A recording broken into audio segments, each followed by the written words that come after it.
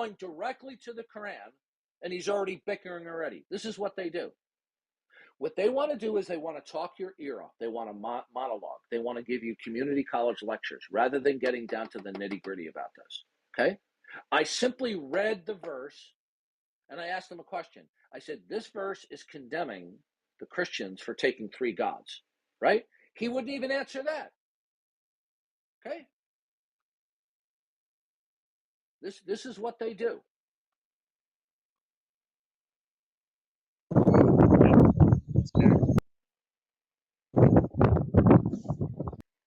Now, So, I'm going to bring you back up, sir. Now, you've been invited back up. Okay, he doesn't want to come up. You see, this is what they want to do.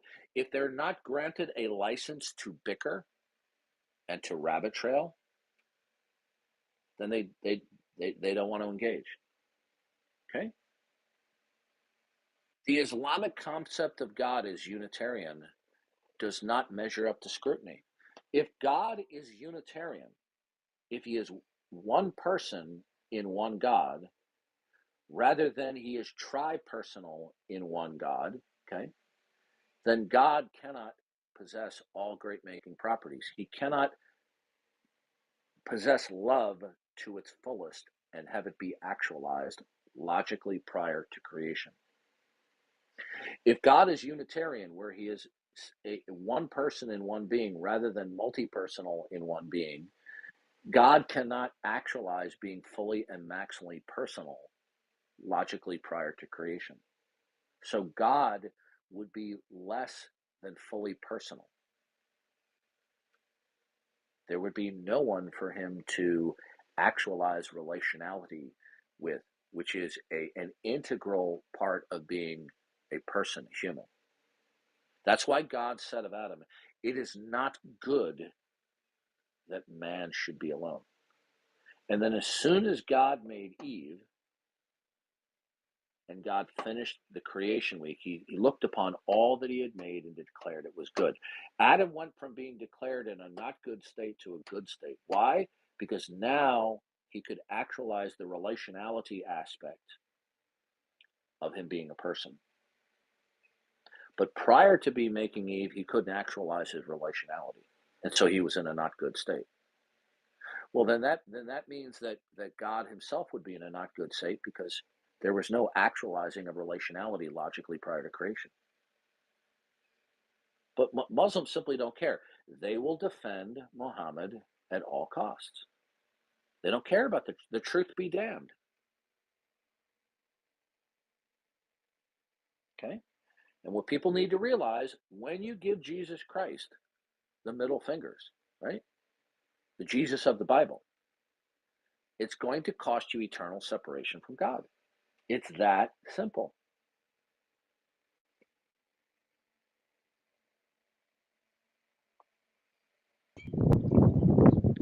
what are your thoughts on the question? Like, does Islam lead you to having a good life? Like, what are your thoughts on that?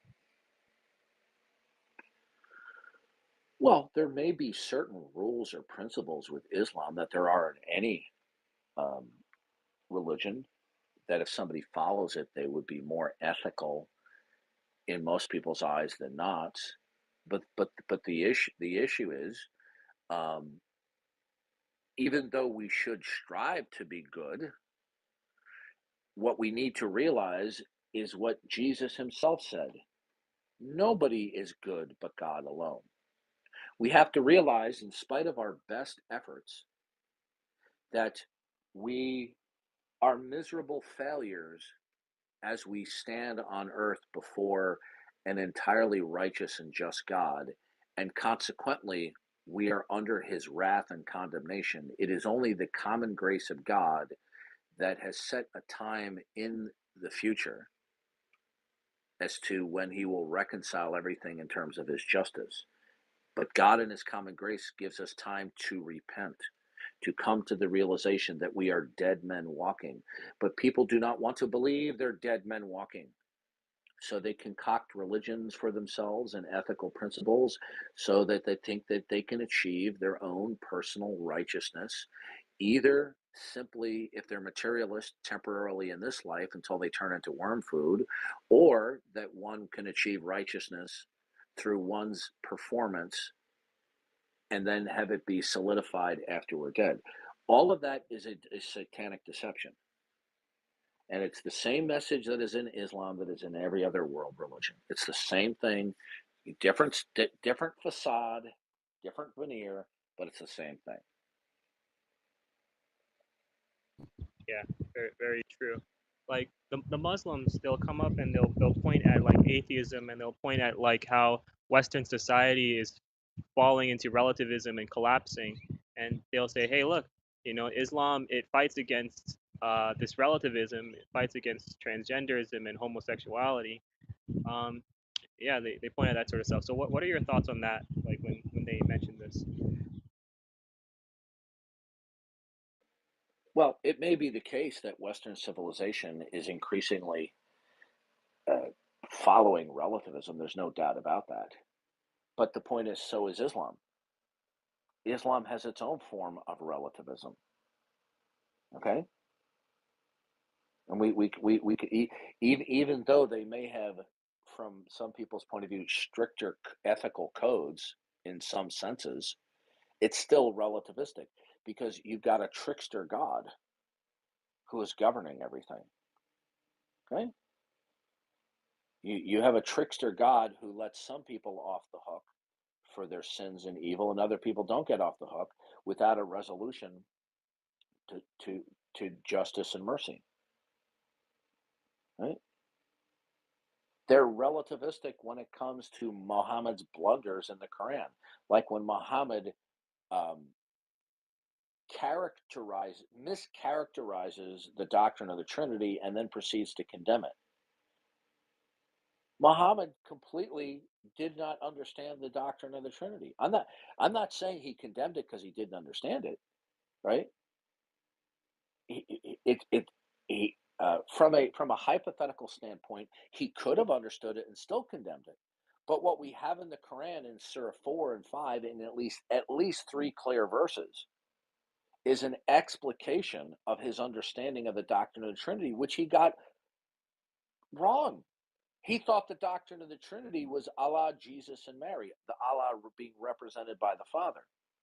But Muslims won't admit this because if they admit it, they have to admit, therefore, that Muhammad was a false prophet. They don't want to admit Muhammad's a false prophet, so they refuse to countenance that Muhammad made this blunder in these passages. But it's clear for anybody to see that he did it, right? That's what I was getting at this verse. In that verse that I read to this young Muslim who just wanted to bicker, was that Muhammad was condemning the Christians for having taken three gods, Allah, Jesus, and Mary. Okay? There were no other gods mentioned, just Allah, Jesus, and Mary. Right? They're taking three gods, Allah alongside or besides Mary and Jesus, rather than Allah alone. So Muhammad here was depicting the doctrine of the Trinity.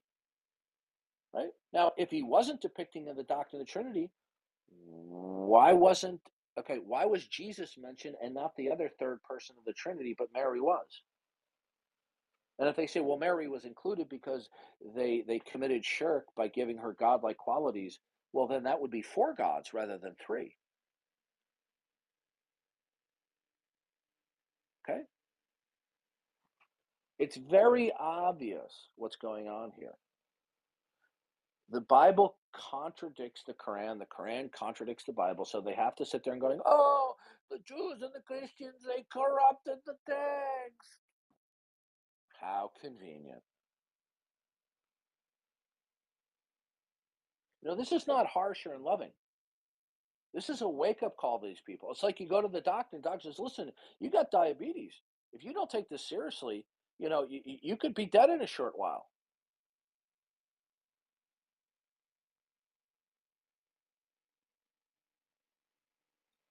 Yeah, that's a good point. So, I'm but not, eternal. I'm not, I'm not saying that we should be I'm not saying we should be unusually undiplomatic or harsh, but at the same time, We can't pussyfoot around with these people and play their little games where they want to have these elongated conversations. You know what? It's a waste of time. We need to get right to the heart of the matter. Okay? Muhammad condemned the Trinity. Did he have a proper did he have a correct explication of the Trinity? No, he did not. Notice how he balked at the idea that I said Allah had amnesia about his name. Right? Well, did the Jews corrupt the 5,000 references to Allah's God's name in the excuse me, not Allah, but Yahweh in the Old Testament? Was that corrupted all that time?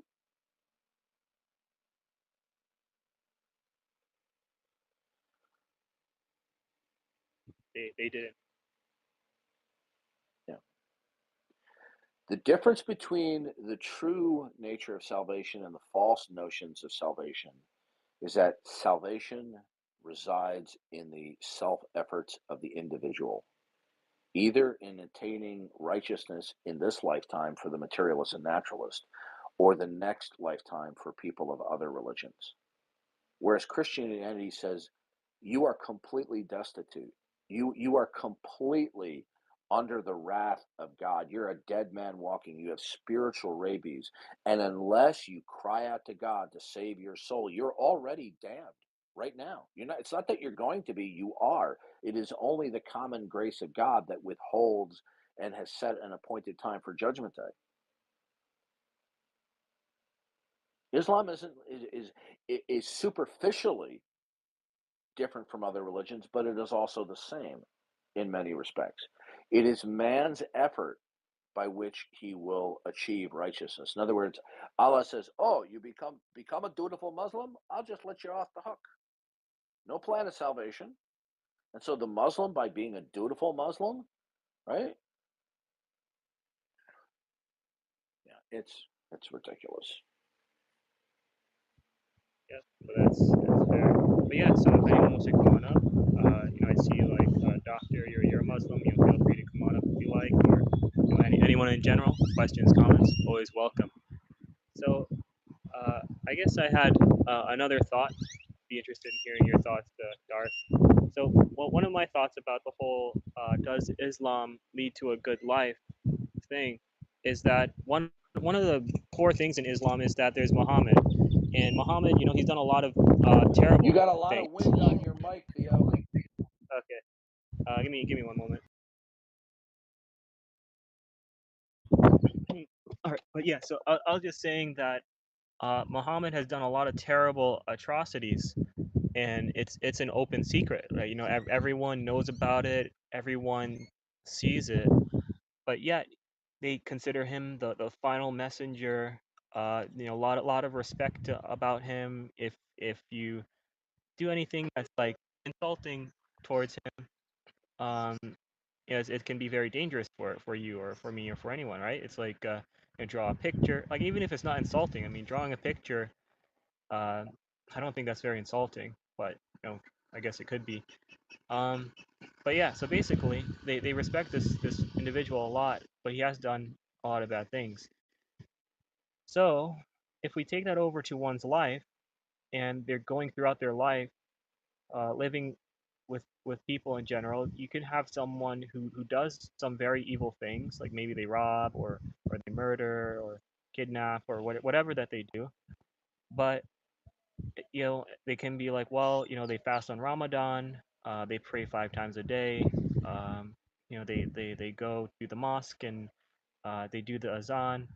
Um, they can say, hey, they abide by all these rituals, these religious rituals. Oh, they're really a good person. They're really holy. So I just think that this is a dangerous mentality, like for people to hold to, and that can be bad for their lives, for their families, and for their community as a whole. Because we need to hold things to God's light and God's laws, not merely look at humans, um, like Muhammad or like others who are flawed, who have done bad things, and to use them as like examples in our lives and be like, okay, this person is like really good, really holy, and we should follow them. But instead, we should be looking directly to God, not to some human, some man, no matter how wonderful, amazing the person is. Because the Bible says we're all sinned and fallen short of the glory of God. Righteousness is as filthy rags. Honest. Well, it's because humans hate the true God, but they will rationalize to themselves that they don't hate God, but they do, because they want to conceptualize what is ultimate in such a way that is not how the one true God has revealed himself through creation and through human history, finally, and through Jesus Christ. So what they do is they construct an idolatrous construct, a figment of their own imagination of what the nature of ultimacy is, other than the one true God who has revealed himself, rather than turn to the one true God who has revealed himself. And then they just hide by their stupid cliches and sloganeering. And we see this happen every single day. Okay. When they give their silly, childish excuses, they just repeat them. I mean, take a look at the interaction that I had between 6 or 7 professional atheists with PhDs. Every single one of them folded to one degree or another. These are people with PhDs.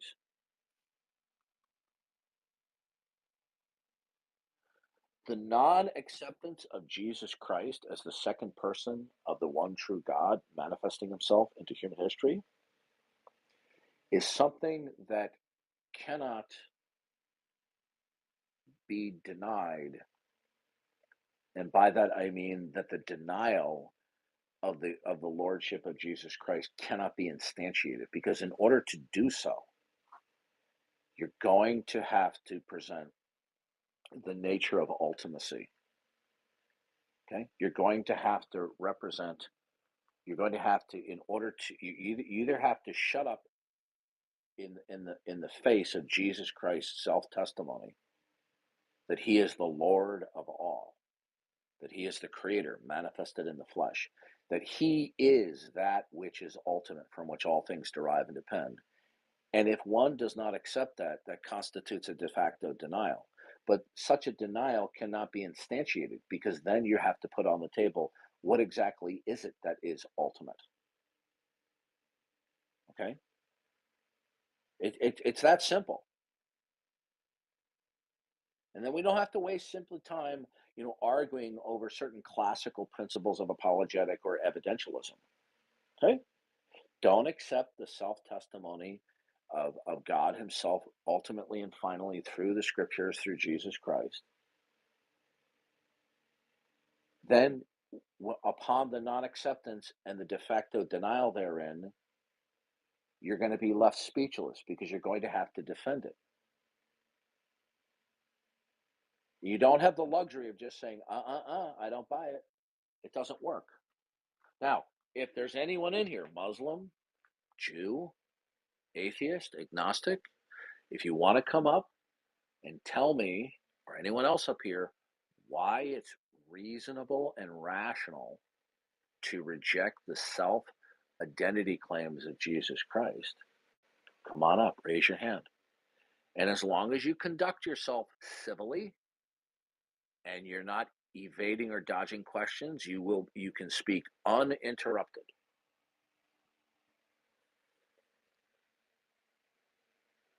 See? I'm sure we have a good number of unbelievers, but they don't have the intestinal fortitude to come up and speak what they believe, because they don't want their idolatrous construct to be challenged, lest their darkness be exposed. Hi, Darth. Yes. Hi, Theo. Do you accept the self-identity claims of Jesus Christ? Of course, no. Okay, so No, since no. you reject, I'm coming here just to answer the question. Does Islam lead you to having a good life? Comparing the Muslim woman in a normal country, a family. Let's say family. Let's say the woman in Arab culture with they are without wars or something like, and the women How do in you the say your West. name? How do you say your name? How what I said? What you said? How do you say your name? I my name is Noon, but I changed it. Okay, we'll repeat it again to them. Can you be good before God by following Islam? I'm good. I'm good. I feel look at Okay. Darth, because I'm What was following. my question? No, I don't know. I don't. I didn't get Yeah. your question. Hey, listen, Sunshine. Okay. You're gonna have to work a little bit harder to properly communicate like an adult. I'm speaking directly to you, and you're ignoring what I'm saying to you. I said, can Okay. you achieve a level of goodness that will satisfy God in terms of his ultimate nature by following Islam? Yes, of course. Okay, that is false. And let me tell you why. Okay? There Okay. is no plan of salvation in Islam. Muhammad was making up stuff as he went along. Okay? Justice and mercy are in conflict. Okay? Justice is what you should get for your misdeeds, your sin, and your evil. Mercy is the withholding of such punishment. So in Islam, Muhammad just said, well, if you just simply become a dutiful Muslim at the end of your life, if you just try real hard, when you die, Allah is going to look the other way as to your misdeeds. But those people who do not become dutiful Muslims, they get punished. Okay, so are we clear so far? But I'd like to say Are something. we clear so far? So, yeah, little. Okay, continue. Are we clear? Yeah, but this is not Okay, true. is Okay, that not what you have to do in Islam? look, Mr. Darth. Hey, I okay, if you dodge another question, you will be removed to the audience. I am not going to have you ignore much of what I have to say. I am trying to show you that you are believing in a false religion, and it no. is extremely difficult for you to accept that because you have grown up in a culture, in a nation, or an ethnicity that has taught this for centuries. And so it's unthinkable to you that this could be false. I'm going to prove to you that Islam is false. Okay? If Islam was false, if it is indeed false, wouldn't you want to know? Look, Okay, Darth. so you're going to ignore me again. Bye bye. Okay, so yeah, we're not playing this game. Okay, okay, you're going to ignore what I say to you. You're back to the audience. Go ahead, Dolomite. What would you like to say? Oh yeah, what was your definition of good life? A good life? Well, that's open ended for you to answer. Do you believe that Islam can lead you to a good life? Well, I was actually just wondering what you meant by good life. It means whatever you want it to mean. It's a question for the participants. Whatever you believe goodness is.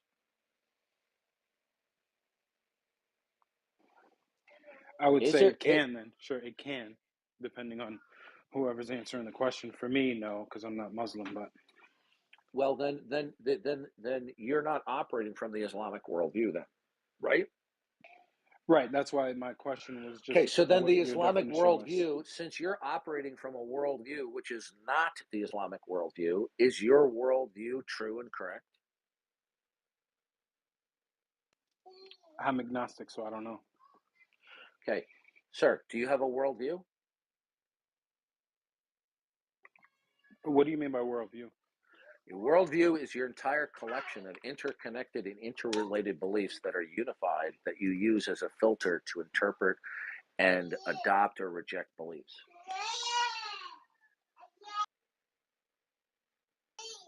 I guess you could call it that, sure. Okay. So, well, you can actually look in the professional literature, and that's how it's defined. It's not something that I pulled out of my rear end. Okay. Now, you claim to be agnostic. That is a claim. Okay. Now, the denial of God, the denial of the existence of God, need not be explicit. It can be implicit. Do you accept or reject what I just said? I accept that. Okay. Now, one can say, but I neither affirm nor deny the existence of God. But we can find out if that claim is true or not by finding out what one's disposition is toward the nature of facts. Because in the God world versus the not God world, facts will have a disposition toward toward God or not God. Theo, you're going to have to continue this. I have somebody here doing something on the house, and I will be back. It's got to run. All right, sounds good. Do you have a definition of good life? Yeah, like a good life is one which adheres to the truth, right? The truth being that which conforms with the mind of God. So, Oh, so you're just smuggling in good life with belief in God then? there's no such thing as good without God. Like God is that which is good, that which is holy, that which is righteous. Like, do you have like, can you define good without God? Like, what is good?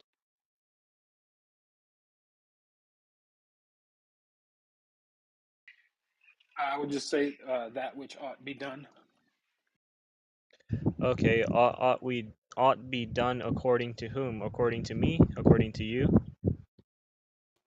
Yeah, I think it's subjective, so it would be according to whoever is saying, expressing the ought.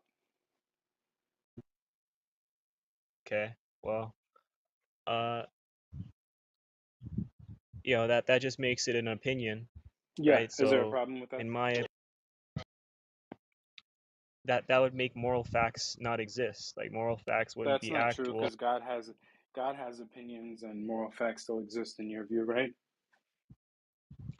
Well, God is good. Good is not It's not just That's something isn't begging the good just question. because You're just begging the question. something I can just say my something worldview is good. something something isn't good just because God has an opinion that it is good. It is good because God is good. That is God's nature. That is which uh Isn't flows that out of just him. your opinion? No, it's not just my opinion, So what makes because it a fact? God uh God is a necessary being, right? So What all of the makes that facts true? that it's in the impossibility of the contrary, right? You would not be able to What's the contradiction? invoke you would not be able to invoke facts without without facts referencing God, right? You're just saying that. The fact I don't reference God and I can state facts. well, what is their ultimate reference point? But What yeah, does it matter if I can state facts? another thing. But yeah, also I want to welcome Shah. I always good to see you. How's it going, Shah? Good, great. I can't really tell. I just came back from gym. I'll listen for some time. If I Uh, if I get a point to make, I will make it. that's fair. That's fair.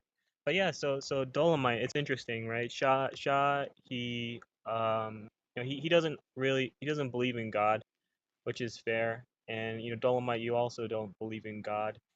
Um, but like what Shah does is Shah fights against evil and darkness. Right? He's fighting against Islam, which is occupying his country, and he stands for more like freedom, that sort of thing. And I definitely respect that a lot.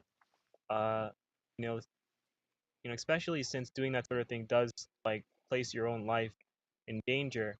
But like the atheists from the more Western countries, I don't really view them as as respectable, uh, because in the Western countries, see atheism advocating for all sorts of evils, like for example transgenderism and homosexuality and things like that.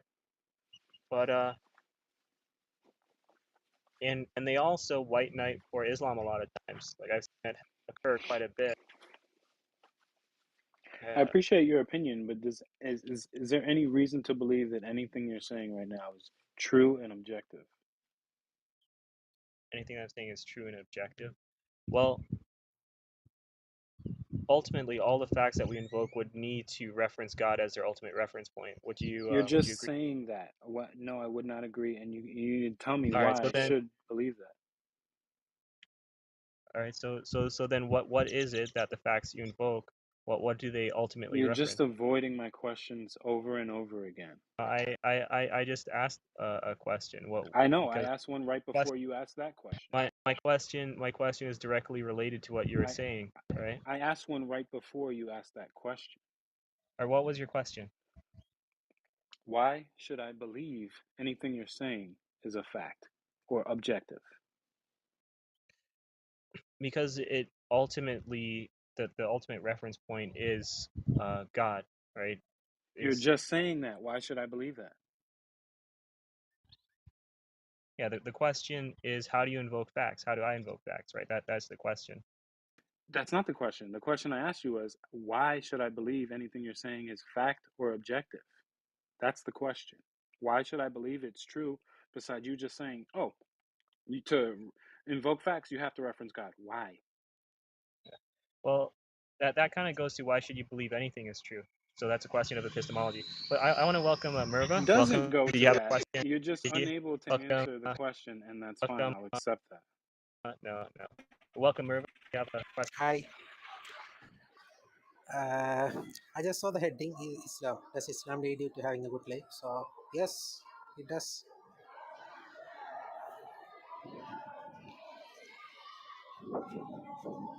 There you go ahead. Yeah, that's it. That's the heading. So that's what I want to say. Yes, it does. Yes, it does help you to lead a good life. Are you a Do you Muslim, have any Mirva? objection about that? Yes. Are you a Muslim? Can you say Yes. the Shahada? La ilaha illallah Say it, please. Muhammadur Rasulullah. La ilaha illallah Muhammadur Where is the Rasulullah. Ashhadu Anna? What is Where it? is the Ashhadu Anna? Where is the testifying part of it? You Where didn't say is I the? testify. You just said Allah is God. You did not Bro, say I I think testify. that's You just missed the silly. beginning part of it. That's just silly, Your bro. Like, sound why is why would not you No, ask clear. him? it is not. Because mute Your yourself, please. I didn't hear what you just said. Shah. Noise, Mirwa. Just a second, mute yourself.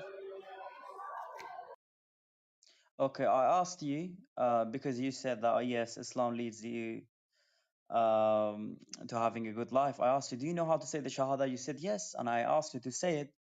You did not say it correctly. You said it La ilaha illallah. That's not the Shahada. Ashhadu anna is in the beginning. You have to say the Ashhadu anna twice, which means I testify that okay, there is no God by Allah, but Allah and Muhammad is the Prophet of Allah. You even do not know how to say the Shahada, and you claim that Islam leads you to a good life. You do not know what Islam is. Sorry about that. Why don't you answer Hey, the question then? hey, Dolomite. Bro, that's so Okay, all silly, right. dude. What? Hang on. So does that make me not a Muslim? Hang on a I second, said Mirva. La ilaha illallah Muhammadur Rasulullah. That's also No, correct. that, Okay, I no, didn't say that it makes Hang you completely. a on. person who doesn't know Hang what on a Islam second. is. Shah, hang on a second. Merva, This you is a need to mute simple your mic. question you're It heading. sounds like you're in the cafeteria. Sorry. Well, let's Is it I'm okay stay gonna now? on. I'm gonna mute your mic. I'm gonna mute your mic for you. All right, Dolomite. You said earlier that that everything is merely subjective, right? Something to that effect. Not really. I don't know Okay. what you're referring to. Okay? When you said that that what is right or what is wrong is subjective, right? It's based ultimately on subjectivity. But No, it was before in we the continue, context though, of what Theo had said. I was talking yeah, about what he was referencing. that's fair. Before we continue, though, like we're gonna mostly focus on Islam, right? Because that is the subject. And like if they're yeah, if we're not focusing on that, we can also talk about atheism. But currently, yeah, we are focusing on Yeah, Islam. I think the turn is on me.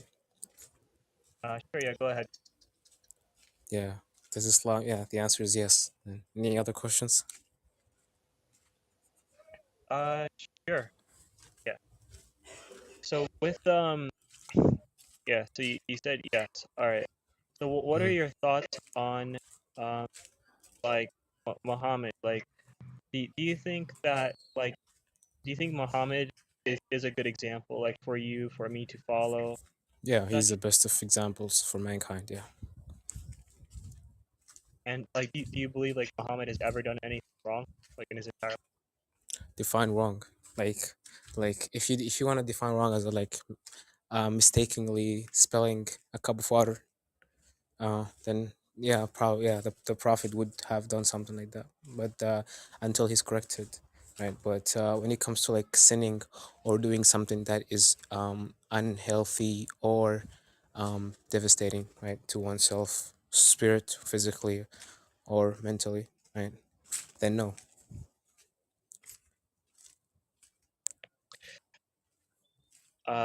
yeah, I'd say like wrong is in violation of God's law or choose No, like not God.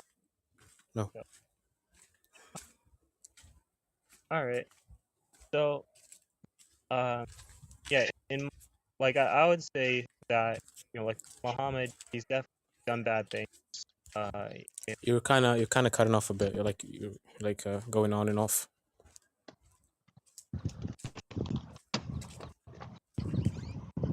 All right. Is this any better or Yeah, it's I'm better. still cutting? Okay. Yeah. So I was just gonna say, Muhammad, he's definitely done bad things. Like he's committed a lot of bad things, and I think the evil things that Define he's bad. done. Define bad and give me examples. Bad is to go against God, right? Go against God, go against God's laws. Uh, Sorry, are God you making an and internal critique or external critique? external Then, critique. then, then, then I guess like how are we gonna? How are we supposed to go anywhere if that you just make an external critique? I can just start critiquing anything according to how my standards of morality is. You Well, wanna criticize Islam and Muhammad based on Quran? so Criticize I'm Muhammad based on the Quran. Sure, if you can, yeah, Yeah. sure, if you can bring me some sort of moral Yeah. contradiction, right, in Islam, Sure. sure. Can okay. you? It's Wait, let you me always me. Otherwise, I before don't want to before like. all right before we continue, Shala, let me just finish this really quick. My line. So yeah, I am doing an external critique, but the reason being is because Christianity is the actual state of affairs, right? God is your creator, God is my creator, God created Muhammad, No, and we're Islam all is the accountable to actual him, set of whether we affairs. whether we accept it or not, right? But if you accept that God created you and that you're accountable to him, then that is good. But if you don't accept that and instead superimpose a false religion or false beliefs, then that is bad, right? So I'm just what I'm trying to come at is more from the actual state of affairs, and I'm appealing to that God has written His law in your heart and in my heart, so that we all actually do know right from wrong and good from evil, and so people would Mm. actually know that some of the things that Muhammad did is bad. I'm not saying like Yeah, every yeah. single I'm thing I'm he did. saying I'm saying the actual state of affairs A is lot, a Islam. lot of. All right, so I'll just finish my thing real quick, and I definitely do get respect and understand what you're saying. So essentially, you asked like what are some of the bad things you know there are many of his the wars like he'd go out and murder and Hmm. take people's wives like he took a, a Jewish lady um from her husband, murdered her husband, and took her. And Hmm. there's the verse. It's like whatever your right hand possesses, right? Whatever their right hand possesses, like in war, they can just capture and take. And that's Yeah, pretty yeah. So you made this good. one point. Can I just ask you a question on this? Like, what are you expecting my response to be to you? Like, what do you expect to get from this when you're telling me, oh, the prophet engaged in wars and took captives? Like, am I supposed to be like, oh my god, like, yeah, you're right, the prophet was a false prophet, and there's definitely like problems with that. Like, what are you expecting? I'm a Muslim. I know these happens. I know the prophet did this, right? and I'm convinced that there's nothing morally wrong with them. Like, what do you expect me to reply to you with? Oh, that's fair. Well, I guess okay, maybe that's not compelling. But or what about the one that where he had his adopted son and he took Zainab? Well, He I took know all of the look. I promise you, this is like the 15th, probably like 15th, 51st time, right? I've heard this, right? And I know all of, I know the whole context of the story, right? I've I've Do heard you know everything that your around it, right? prophet committed adultery? Do you know your prophet committed zina or adultery? Look, I'm really not interested in like going through all these examples that I've heard like 1,000 times Why and like not? trying to You explain you them, right? you spoke about Because morality of at the Islam, end of the and day, you're not making an actual internal critique, right? do And you you're know not your giving. prophet committed adultery?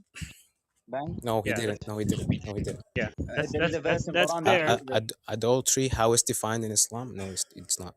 So yeah. Outside Anyway, marriage I'll be back. intercourse or outside I'll right hand be possession intercourse. I'll, I'll, All right, that's I'll be back in a second. I'm gonna go do prayers and I'll be back.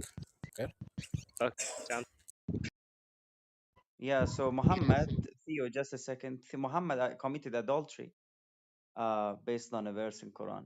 I'll stay for a couple of minutes if any Muslim wants to discuss that verse, who is knowledgeable about Islam and who knows to say the Shahada. Then I will open it if moderators allow. Otherwise, I will move myself down and listen. fair. But yeah, so welcome, Anne or Mermaid. Hi. I just want to contextualize the conversation, so I'm just curious what the purpose of the room is. Sure. Yeah. So the question is, does Islam lead you to having a good life? And I'm just interested in hearing different people's views and perspectives. So, what's your thoughts, Anne? Do you think Islam leads to you having a good life? I think it depends on what you define as a good life, right? I think there are a lot of Muslims that would argue that it does. There are a lot of people who aren't Muslim that would argue that it doesn't. And so I think that you would have to have like a universal understanding of what is good, in terms of a good life. In terms of like just like the basic values of Islam, I would say that, yeah, I mean, why not? There's hygiene practices, there's charity, there's like, being like submitting to God, and in Islam, like Muslims believe that Christians, Jewish people, and Muslims all believe in the same God. So I would say I wouldn't see why it would lead you to have a bad life necessarily, any more so than any other religion. Okay, I see. I guess are you a Muslim, by the way? Or?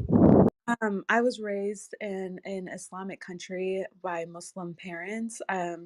If anything, I consider myself a progressive Muslim. I have a very, very, very progressive views. In fact, I think other Muslims would disagree that I'm even a Muslim by my own standard. But I'm open to a lot of different interpretations of how we came to be here or how the universe works. Can I make Okay, that's can I make a point, Theo, before I move myself down? Two sure. things that was mentioned that I remember. Charity is if you, for example, look at Muhammad's time, charity was paid to Muhammad. Zakat was paid to Muhammad directly to establish his Sharia kingdom, and it is not supposed to be paid to non-believers, non-Muslims. First thing, hygiene. Well, Muhammad used to have sex with his 11 wives with one bath, and he used to clean his ass with 3 small rocks. If that's hygiene, well, good for you all. Thank you so much. Okay. Yeah. Thanks I uh thanks I for that information. yeah I appreciate that, Shah. Yeah. And um do you believe that Muhammad never did anything wrong in his entire life, or do you believe that Muhammad actually has done evil things? I have no strong opinions on that question, to be honest. Okay. No strong opinions. All right, that's fair. Uh, so yeah, that's fair. I'm just thinking. So I'll just say that Muhammad, he's definitely done bad things, and like if we're honest, like we say, hey, the Bible says, "For all have sinned and fallen short of the glory of God." We've all done bad things. I've done bad things. You've done bad things. Muhammad's done bad things. And for people to say otherwise, uh, I think that is a denial of the obvious. If, like, let's say if you walked around your life and you started telling everyone, "Hey, I've never done anything bad in my life. I'm just like this wonderful, perfect person. You should honor me. You should respect me.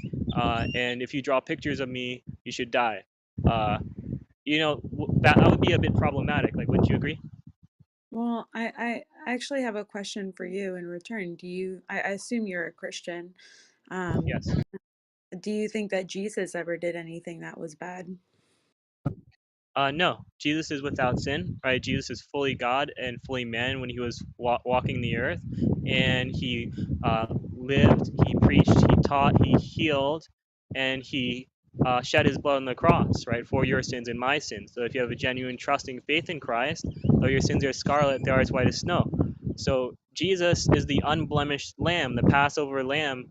He is without sin, and he laid down his life to pay for your sins and my sin, right? And I believe even in the Quran it says that Jesus didn't sin, although they have like a completely different conception of who Jesus is, though.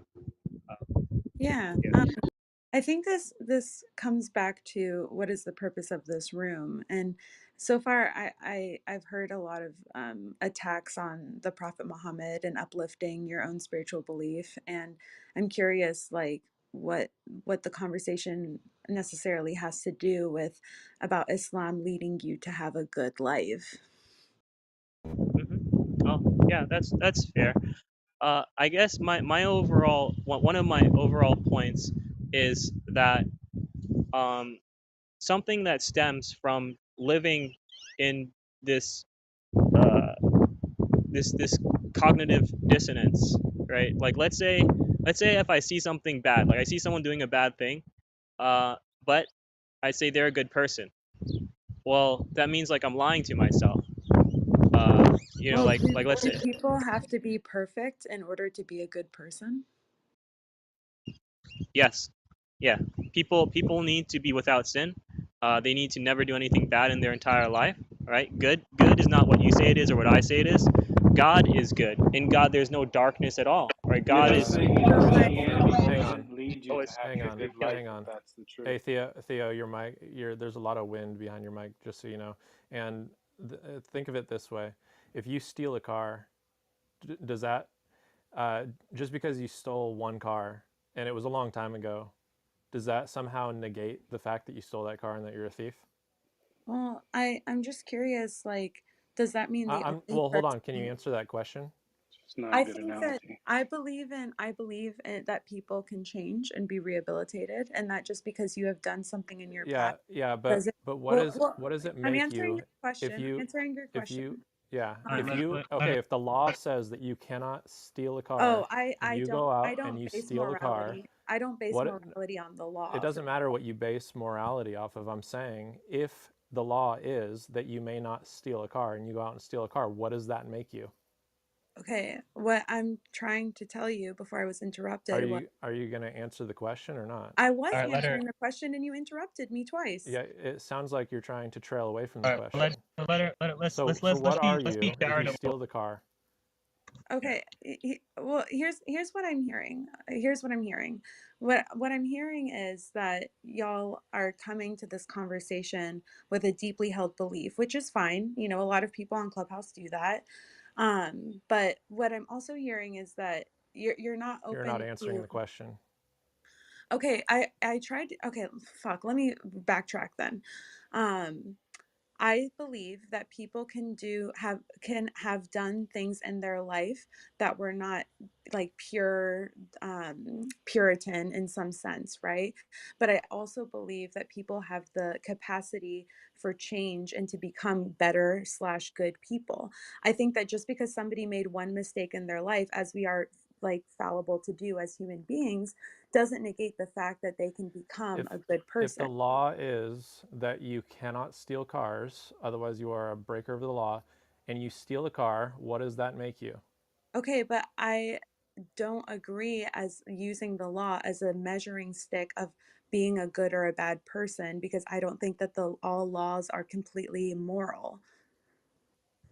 So, what so about what is what it that about you God's base your law? laws off of? Is there any such thing as a law? Well, what I think of is I try to live my life as trying to cause as little harm as possible and trying to help as many people as Is possible. And I is your don't think that standard that's just your something. personal opinion? I mean, I think most people's morality is just their personal Is opinion. yours? Why don't you like answering my questions?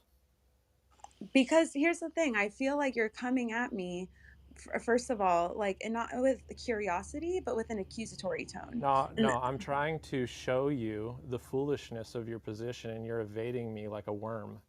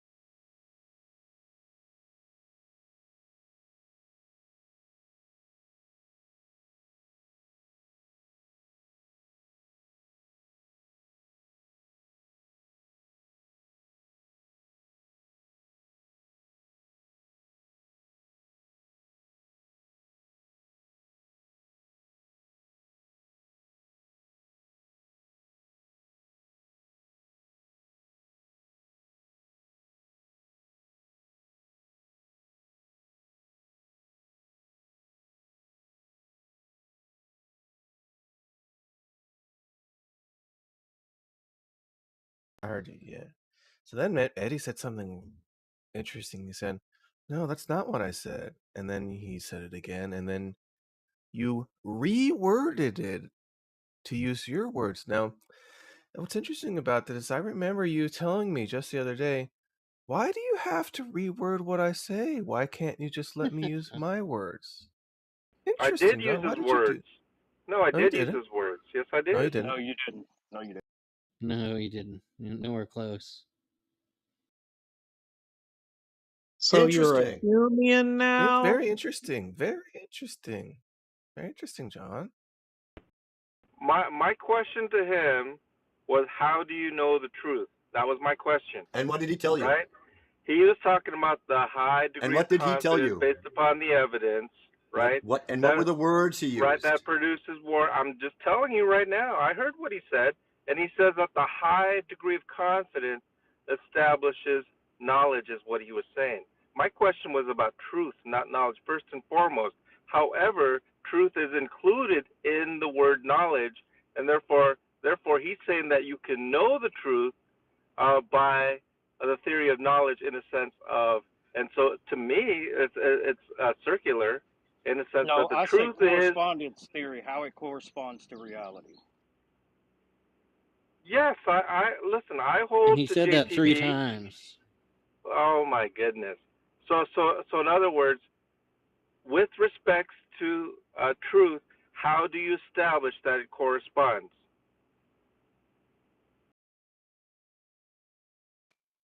How do you know that it corresponds more specifically? Well, of course, it corresponds to reality. So you are talking about knowledge. If I expect something and I see that that is, in fact, what's going on, then I have a pretty good reason to think that it's true. Now, if you So want to talk about that's what I just delusions, said. But that's what I oh my just gosh, said. bro. You have Okay, a good hold on, reason bro. to believe Hold that on. it's true, Truth therefore it's theory is a whole true, and you said no. no, truth theory is a whole you're conflating truth theory and knowledge. Truth is a component of knowledge, but that's like sitting here talking about 52 flavors of justification. What I I mean, asked you, Eddie, was how do you know that it's true? You said that you have a good deal of confidence as So what to you just asked me believe that is it's true. right. Therefore, John, it's true. listen He to me, said John. Okay. credence, but More importantly, therefore, you know that it's true. Wait, hold on. I'm gonna show you a huge error in what you're saying. Okay. You agree that truth is a component of knowledge, right? I do. Okay. So how can I have knowledge that it's true if true is required to fulfill knowledge? You're asking me That's how do what I I'm asking know it's you. That's what true? I'm asking you. No, you're asking me how do I know it's true? Well, truth is what builds the component for knowledge. So how can I have knowledge if I haven't established a truth theory and put the truth in with the warrant and belief? Then I have knowledge. What I am saying is that when you talk about truth itself, you're talking about confidence in a proposition to correspond with reality. Therefore, it is true. That's what you're saying. You're saying that truth is based upon your confidence. John, you're just 100% wrong, bro. You're wrong. You're 100% wrong. You have no idea what you're talking about. You're asking dumb questions. You're throwing terms around. Obviously, you don't have a vast knowledge on the terms, and I use that term loosely. So if you're just going to keep repeating back to me 6 different ways of things I didn't say, then there's no sense in having a conversation. Because you're not answering the question, and what you are saying is exactly that. Do you know I'm not answering the question? How do you establish the truth, Eddie? How do you know that the proposition is true? How do you know something is true? Same way you do. See, that's not an answer, Eddie. Oh, it is. You hold the correspondence theory, don't you? I do. Okay, same way you do. Peace, homie. damn, mic drop. Wait, is John asking what's his justification for thinking something is true? Is that what he's asking? Well, he's picking apart the 3 components for knowledge: warrant, belief, and truth. And he's trying to apply knowledge to each of the components that make up knowledge. The question is, how do you know that a proposition within your theory of knowledge is true? That's all I said. How do you know that you know?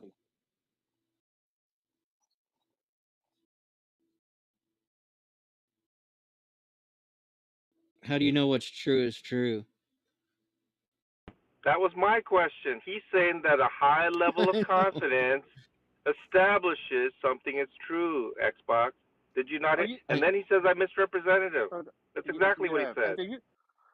Are you familiar? All right, so this isn't really an epistemic term, but I think it's real important here. Are you familiar with Dunning-Kruger? That means that you're involved in a conversation that you're so lost you don't even know you're lost. And so you want to go to the meta, right? Can I just or ad homs? Go for it. Can I just clear up, John? You know how you know something's true? It's not a matter of what my theory of knowledge is. I was listening to what Eddie was saying. I know questions about it. Yeah, well, I mean, it's really easy though. You know something's true because it is what it is. I don't know. How do you establish it is what it is? It establishes itself. And self-evidently? Well, I don't know if I don't think that's a good term. But if something is what it is, then it's true. You'd agree with that, right? Not necessarily, no. Oh, well, you're fucked up in your head then. Because you're just arbitrarily claiming it is what it is. Well, I don't think that's arbitrary, but maybe in some sense of the word. But what I just said though is if something is what it is, then it's true, right? It's just the question is why. But the question is the conditional premise of it is what it is. I don't accept that premise to be the case. How can you establish that to be the case? Wait, what? How do you said if it is what it is, right? Yeah. My question to you is, how do you know it is what it is? You just assume that it is what it is? Well, you ask your question, is it what it is? Yeah, that's what I'm asking you. That's the law of is it what it is? No, you ask yourself the question, is it what it is? The answer is yes, then it's true. It's real simple, John. You're asking, so if I believe it is what it is true? Is that, are you Why really do you keep talking that kind of inserting? nonsense? Why do you I keep don't accept inserting that the word believe? proposition Why do you keep inserting the word believe? because confidence is a belief, and the confidence, which is ridiculous to establish the truth of a proposition, is what my claim is what Eddie seems to be saying. That's why I inserted the word belief in place of confidence. Well, you see, but You here's didn't the say thing: you keep confidence. leaving out, very specific words that I use, Yeah, like high level of confidence. credence, Excuse me. credence, homie, credence. High Sixth level of time. confidence is how you began. Oh my God, John, let me ask you this: if something seems to be real to you, and you're convinced that it's real, are you okay, or because I don't want to say justified, shouldn't you think that it's true that that's real? My point is, should I think it Answer the question, establishes as please. true? Oh, Just answer the you're question, caught up in the please. trap, Eddie. So answer the question, John.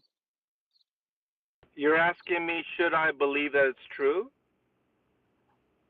If it seems to you that it is true, if I'm standing here looking at this tree and it seems to me that tree's right there, could be a delusion, could be something else,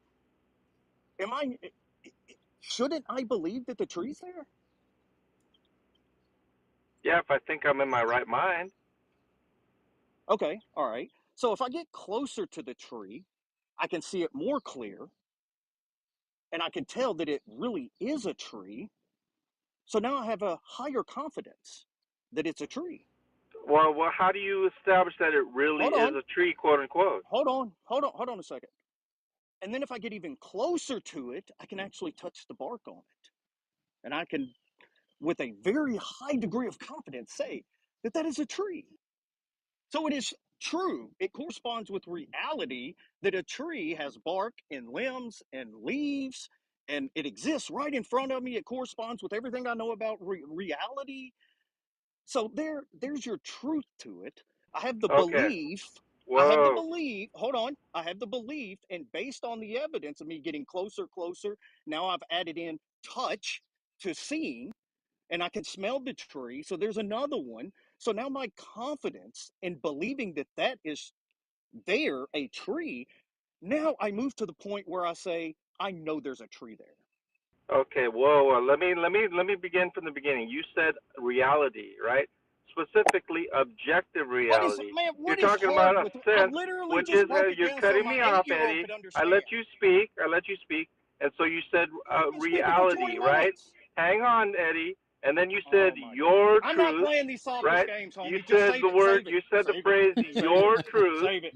quote I'm now unquote. a That sophist. sounds like postmodernism to I want you me. to, yeah. And so if you're trying to claim that my subjective experiences, Oh, my senses, right, yeah. establishes somehow You are the objective king of reality, straw men. right, and You're that the it is king. my truth, so to speak, quote unquote, then Don't let him it does snittle, not Eddie. establish my personal experience and subjective senses does not establish objective reality, irrespective of whether I think I tasted something, touched Who said something, anything smelled about something. objective reality? It Why are you does not. smuggling stuff You're in the there? one that used the term reality, right? And Why did I your use truth, quote reality? unquote. What These are seems to be real to me is You what I said said. it in a sense of John, come on, subjectivity. bro. You are being extremely dishonest. I You mean, cut me this off is like 5 this. times. You're so Yeah, triggered. because you're being dishonest. You're literally I being didn't cut dishonest. you You're off at doing this. all. You know damn well exact. I literally just broke it down so my 8-year-old daughter could repeat it back to me. And you are going He's to got go your and pick number. every little word that I say and play your sophist games with every little word that I say.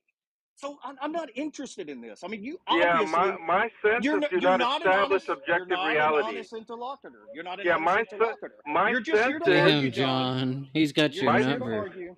my senses do not Talk to yourself, establish baby. objective reality, Eddie.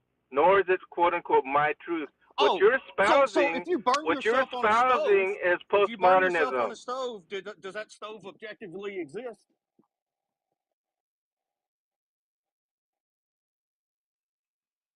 Yeah, now he's going to clam up. That's what I thought. No, I can answer that question. No, it does Answer not. it then. No, it Oh, it does doesn't not. objectively exist. Okay, if somebody else comes right behind you and they burn their hands on it, does a stove objectively exist? Well, that particular thing would be his experience, right? And so there are Okay, so objective methods by which to just said establish is the truth or fact of a proposition. okay, And totally what cool. it is, Rock on. what it is you have to insert someone else's experience now, rather than your first parameters, which was my experience of coming closer to a tree and touching the tree. You attempted to establish reality, objective reality, and quote unquote your truth. John Lee, Okay, you just first said of all, that no, that stop, stove John. does not. Okay, go ahead. Well, even worse than that, John. I never once did objective come out of my mouth. You're smuggling that in. I did. So if something, wait a minute, did. Stop.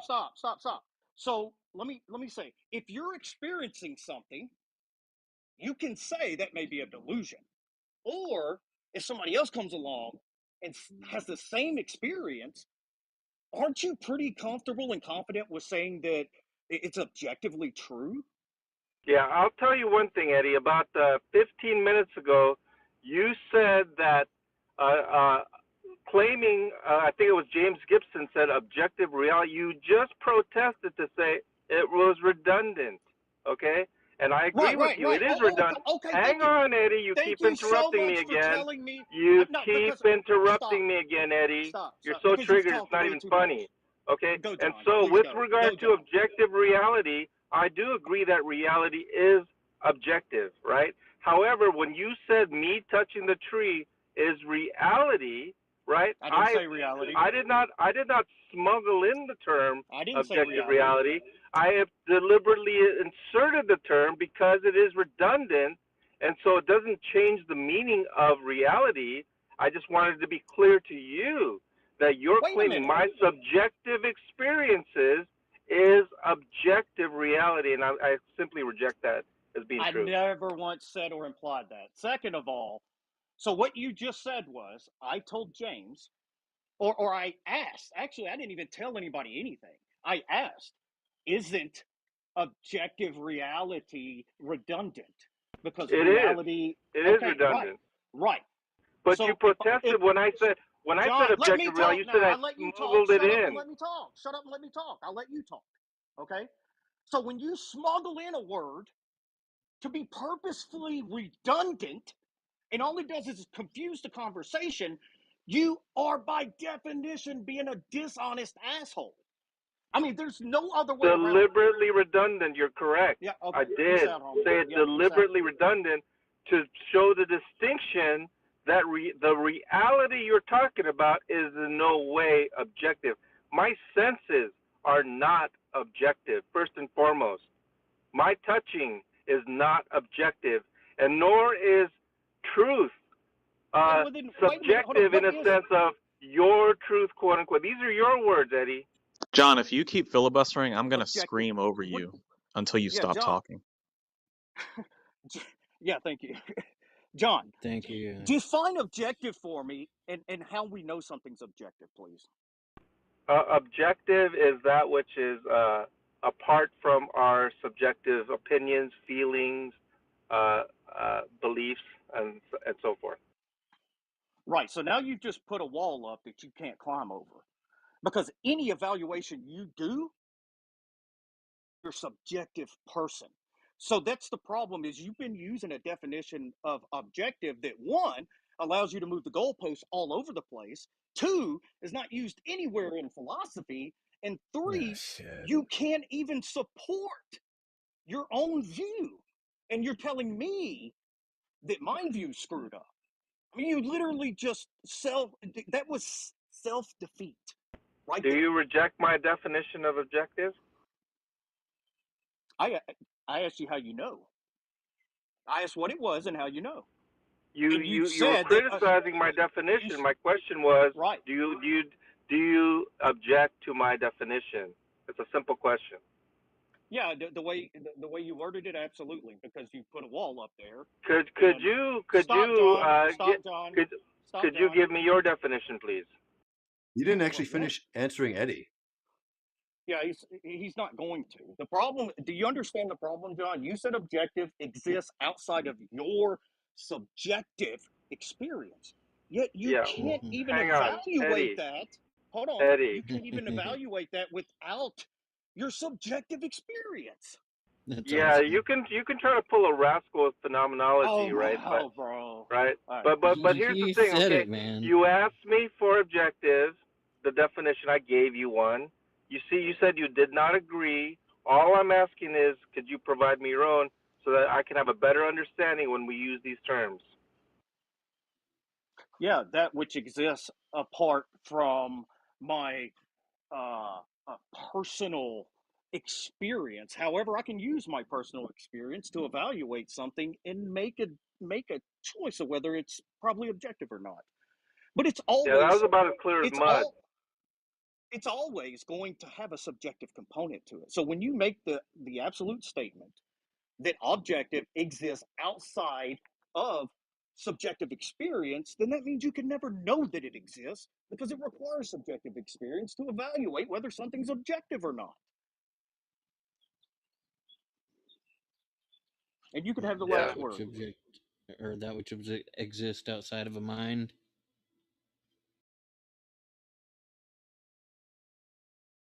That's what I said. What's that?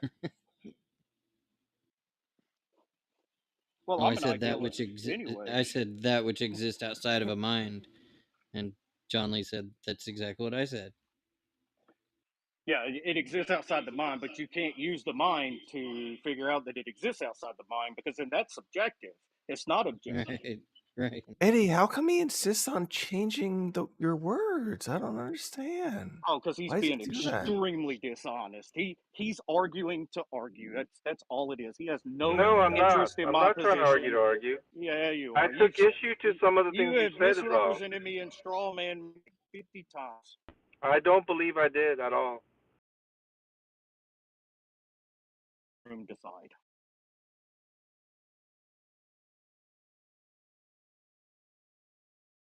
But I mean, we could move on if you want, Eddie.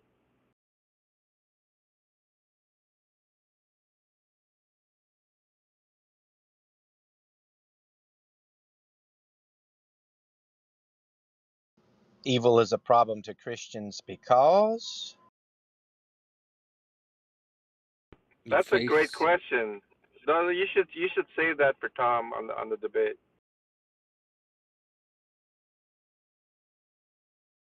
I'll write it down in my notes. Did y'all come to a firm date Yeah, for your debate? What's the topic? When Matt and Tom are going to debate? Evil is a problem to the Christian because... Oh, Hades on the phone. No, we haven't come to a firm date. Tom wants to do it. I know you moved it to June, but... I said, do you guys have a mod for the debate? Yes. I would like for you to help mod, James, just so you can make sure Converse don't white knight, but... I was going to debate with Converse. That way no one knows which one of us is actually... Oh, that's actually a good idea. I would... Xbox, you could white knight for me. Converse could white knight for Tom. So I think Converse likes to take jabs at other Christians in the chats, but I don't think he would do a bad... I don't think he would intentionally be one-sided in his moderation, though. By jabs, you mean call you out when you're saying dumb shit, James? No, just coming into a room an hour after a conversation started and going up on stage and saying, hey, look at me, I'm going to be a Christian who just criticizes other Christians for atheist approval. Seems like you're agreeing with me, right? James, you seem to have a problem with Christians that don't agree with your idea or understanding of Christianity. No. I actually love talking with people who disagree with me. What I don't like is when somebody comes in a room like Converse, an hour into a conversation, he sees atheists cussing you out. You're telling them, hey, I'm not going to answer any of your questions while you're cussing me out. Then he perceives to see not answering those questions is dishonest. I'm not obligated to answer anybody's questions when they're cussing me out. That's just one Right. of Well, converse. that's you don't Hey, get cussed out until you start dodging, James. look at Well, me. here's the part for me, James. When he says we just want to know, I'm going like we. Where do you get this we from? Shut up, John. So you Yeah, don't start getting cussed out until you start dodging, James. I can't even be in like a room with you for 1 minute without you starting to cuss someone out, rascals. So, or not Well, that's rascal. not rascal, On and you didn't respond to what I said. This shows how quickly you dodge. no, So, you're are you saying it is Converse that says we just want to know? Because sometimes when I'm listening, I don't know if it's Xbox or Converse, but I've heard that before. Where Converse. we just want the answer, but I just kind of assumed it's Xbox. But Oh, you're that's saying, Converse every time. Yeah, oh, anybody listening to the conversation wow. that's not in it includes we. Yeah, but that is kind of strange. For we Yeah, just but want he's to not know. playing your identity team game. He's not waving the Christian flag and being It's solid the with you we and your bad means reasoning. Well, the people in the room. so that's exactly what I was going to ask. Don't you guys think as Christians that we ought to hold our own to higher standards? yes, and Sure. I'm holding Converse to a higher standard of not going up on stage without knowing the context, calling another Christian that he just met dishonest because he's He's just refusing to answer met. questions while he's being cussed at. Is it about That's John? yes, I'm Yes. holding him to a higher Okay, standard. Converse hasn't just met John. Well, Yeah, technically, just for the record, everybody, I was kind of just trolling when I said getting Xbox to pretend to be Converse and White Knight for me. But maybe this is a conversation that needs to be had. I like to kid around with Converse, but let's well, have the conversation. I'm willing to listen. So you yeah. think So Christians should all pretend to agree? Is that the idea? yeah. No, Well, here's the funny thing. Here's the funny thing is, okay, people that hold to theology similar to James and John and others around here are real quick to talk about the veil being over the lost and the gospel is foolishness to those that are perishing. But they want to go out there to the ones that they think are perishing and be assholes to them and not their own people. When Paul specifically said, we judge those inside the church, not so outside. Eddie, Let God I judge them. I need you to now give me a clip or an example of me cussing out an atheist I or was just just thinking the same overly thing. obnoxiously and rude, What? because Wait a minute. that was What your is? claim, Eddie, and I need you to substantiate What? it right. Yeah, that's a I, mischaracterization of what I do, Eddie. I don't know about other Christians, but who the that hell doesn't said any? represent me. I didn't say anything about you You, cussing out people, you just said like bro. you You hear named what you want us. to hear. You You just hear named what you us, want to Eddie, hear. and No, then you that's fine. I'll said just ask him. James, did he say the word cussing out? we're gonna have to look. Go back, watch the replay. He name Oh, dropped. this is why you get cussed out. Okay. He name dropped me and John, and then he said in Christian I said theology similar to yours and who John's. comes Yes, and does because this, you're. which Yeah, is you. implying Yeah, because you that contradict we are yourself. us, You that contradict we are yourself. cussing people out, and that we And why do are you keep putting cussing installed. in there? Is cussing like are cuss words inherently evil? There's a certain dialogue when it comes to having respectful conversations and how we interact with people. Okay, Dodging questions is pretty disrespectful. yeah. So that's called. So what that's called a social moray. So we can go to another culture and they are totally in a whole different social moray and can say things that we can't. So why is it wrong? Because our society has deemed certain things unattractive. What is it? Why is it wrong at all?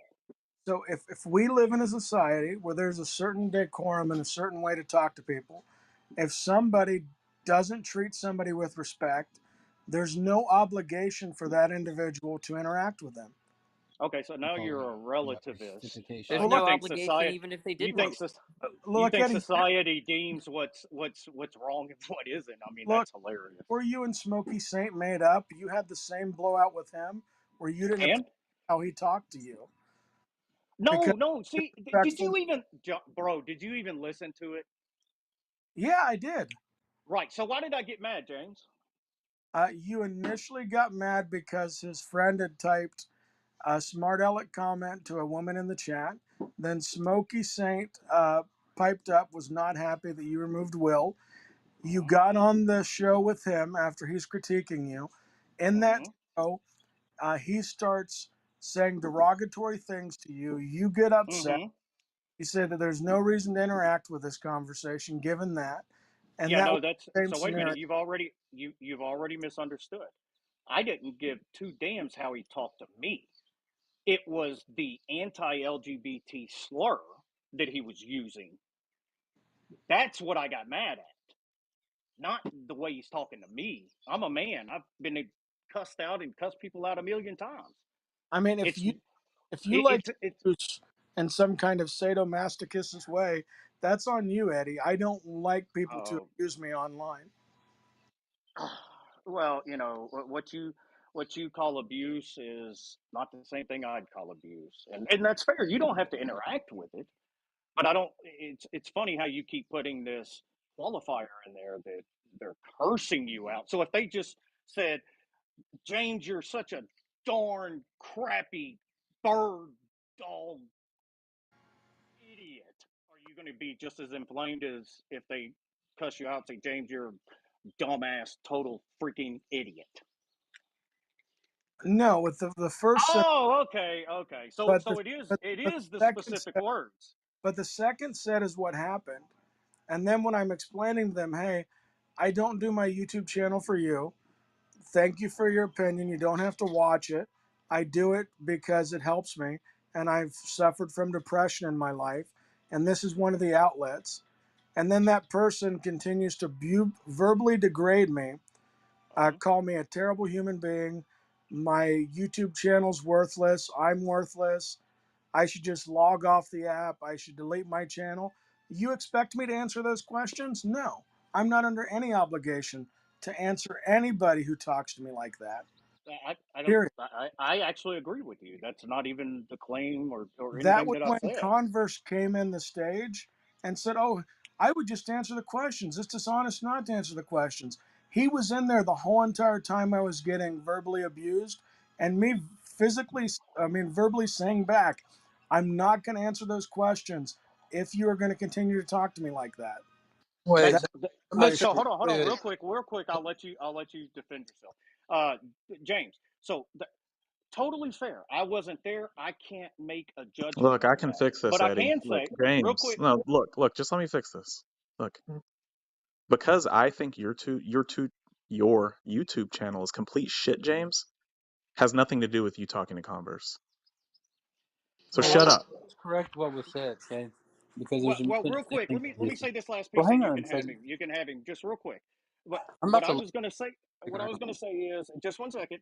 Is if you appear to be dodging questions because you can't answer them and you use that for an excuse, then I could see how somebody was calling you dishonest. But I wasn't there, so I'm not going to make a judgment on it.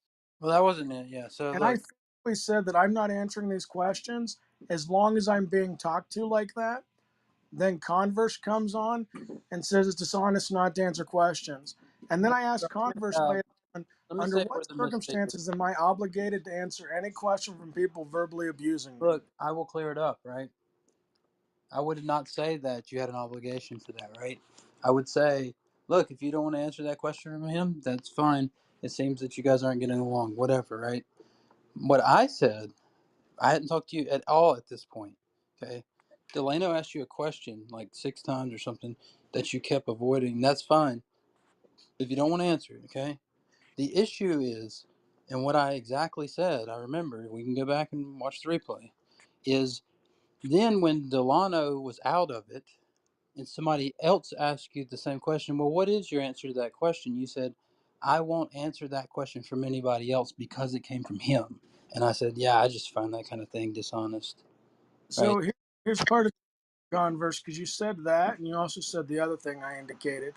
Well, when we're talking and you have somebody who's just degrading you verbally and they're still in the room and none of the mods are taking any action to check this person or get their attitude in line, and then all of a sudden one of his buddies pipes up, well, I'll just ask the question for him. No, I don't play that game. Yeah. James, can this be summed Why is up that as dishonest, you? I'm Converse? sorry, I was talking, John. I don't know why you're Yeah, talking. that So doesn't make James, any you sense, think Converse. Yeah. That's So pretty this can be telling. summed That up. adds a lot to it. So I mean, if James, somebody this else asks the same I question, don't why know are they why you're obligated to answer that? continuing. I don't know why you're continuing to talk. So James, this can just be summed up as you're sensitive. Is that what you're trying to say? I am like any other human. I have feelings and I have certain degrees when I engage in conversations. I treat Okay, some. that's cool. That's great. Now we can end this meta because this is dumb. Yeah, I mean, I ignore Delano all the time. I mean, and if somebody John, were to repeat his question, I wouldn't answer that either. yeah, John. So to answer your question, right? I don't think James has an obligation to answer any questions, right? But when people do this move, because I see, people do it sometimes where there's a Darth conversation Dawkins about does a it. topic, right? And what's really like what we need to understand the position is the answer to a question. But because somebody that was having a dispute with this person asked the question that everybody needs to know to clarify, now Everybody, and are you serious? now it can't be answered because of this other person's attitude toward them. You see? Yes, and that's where the mod should have removed him from the room, kicked him for the day, and then I would have been fine answering the question and continuing the conversation. Well, look, we did look whenever Delano, I think he might have went to the audience or something. Whatever the case was, he was out of it. He was done with your No, conversation. he was on the Yeah, stage And the no. entire Let time. me just say this, James. There's been many times, Converse, where I've been asked a question, and I'm just not going to interact with the person. Then someone else chimes in to ask this very same question. I'm not going to answer them either. And you're saying that's dishonest? I mean, I do that multiple times, I know Converse. you do, John. It's a way to Well, avoid. real quick, I wanted to. You're roboting really bad, whoever that is. I want real quick. I just wanted to say one thing, and then I'll mute. Um, and damn it, he's on a call. I'll wait for him. Oh, there he is. Are you there, James? Yep, I'm here. Okay. As somebody who has suffered lifelong depression and resistive depressive disorder, I totally 100% sympathize, and I think if that in fact is what happened and why it happened, um, I, I'm I would be 100% behind you because I don't think anybody who's suffered depression and anxiety and has some kind of triggers or things like that, I don't think that's fair at all for anybody to have to sit there and take that. Yeah, Yeah, it's Yeah, not I even think I about got look, depression I either, got a though, Eddie. solution. So here's my solution, James. Just go make another room about me. Make sure you spell my name right, and just fucking cry and bitch more in that room like you did yesterday. How about that? yeah. Look, here's the deal: is yeah. So Delano and Tom and a lot of other people that come in this room often have described themselves as hardened atheists, meaning that they have spent a lot of time talking to Christians that they deem dishonest, right? And it's really driven a wedge there, or whatever, right? And Delano, he does use strong language. I'll just admit that straight up, right? Delano uses strong language, right? He has a lot of different views. But when you come into a room that are professed atheists, professed hardened atheists, right? Then you can't just come in and say, "Well, why are they walking on eggshells around me?" Right? Like, I agree. If that's going to I affect you, never said that, right, convert. Look, I would leave. Yeah, but now Converse, I mean, you're you prescribing how someone else ought to behave look. in a I room full of yes, hardened atheists. I don't need you to give me No, no, no, no, no, pointers no, no, no, on no, how yes, to no. behave, yes. Converse. I didn't tell you Whole how Yeah, to thing. behave. I if you're an whole thing. alcoholic, you don't go to the bar. That's the Look. thing. Look. If you can't Here's the thing. handle something, then you don't need to be there. No. Look. Here's the thing. You have to assume, in your standard, that every one of these atheists who profess to be a strong atheist is just being an asshole. But the majority of atheists don't come on this app and swear or cuss people out in the way that Delano and others do. So this whole "don't come into a room" converse thing, just get over yourself. You're just Yeah, such every time you dodge a Look, question, James, critical you're mind. being a look, complete No, and but James is giant correct dripping on hey, that. asshole. I James. don't know He has why. I no. don't know Well, why at you this started point, talking. I'm not gonna stop. So every time you dodge a question, you're just being a fucking asshole, James. You're a Yeah, piece I of well, mean, shit. I'll just say thank you for your opinion, Commerce, but I don't need to Yeah, that's tell. fine, I John. don't That's need fine. anyone to tell me how I go into a Yeah, room of hardened atheists yeah. You're taking this but in and the how that's to how opposite. conduct Delano. Wait, myself. you're That's taking how this in the Delano is. opposite way. Everybody knows that. So Wait, I mean, you're taking in the I don't opposite think way. if he cussed me out, I wouldn't get upset about it because it's Delano. That's Yeah, how he talks. look, Exactly, Eddie. Exactly. Thank look. you. Here's the No, deal. but I don't take it offensively because that I like I the don't. whole I don't either. I telling people don't. to shut the fuck up. I like it. Look, imagine an atheist coming into a Christian room, right? And they're wanting to curse, and the Christian says, "Look, you're not doing that in here." Okay? Oh well. That's their prerogative to run the Yeah. room as they Okay. see fit. So if they find with the room where Delano can use strong language, then why is it going to be a thing where it's like, and none of the mods was not disagreeing with his strong Not language? about him using strong language or dropping F words. I expect that. It's about literally like if Darth Dawkins came in this room and started like laying into somebody like Delano, these guys would remove him in a heartbeat. This whole like hypocrisy or Well, not that's not true. understanding what's going That's on. not true at all. Oh, I shouldn't even that's say where I that. come in, James, to point it out. The double standards.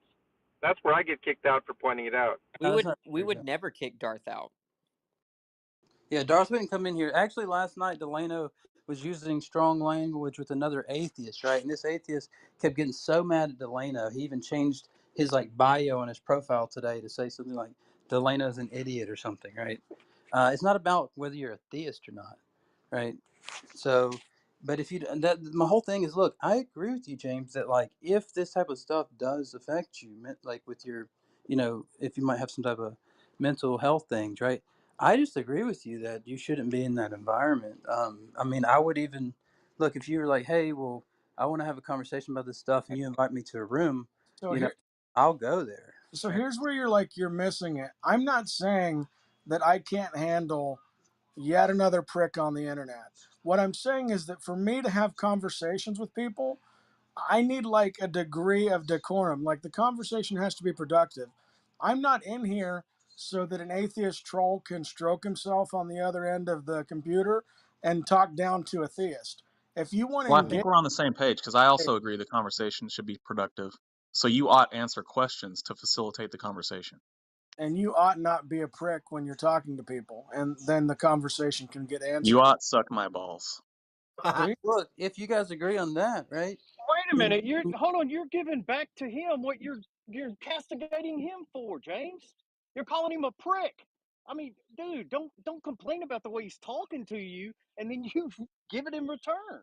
well, look, if you Eddie, guys, Eddie, we're talking about why I'm not engaging in a philosophical conversation with him, or why I'm not engaging in a Philosophical. Yeah, they can conversation. still talk about If cats and stuff. he's an online bull, then I'm going to address an online bully appropriately. well, look, it sounds like you Those guys are had a two point of separate. agreement there, right? He said you ought to answer questions to facilitate a conversation. You said yeah, and you ought not, be an idiot or whatever, right? And That's right.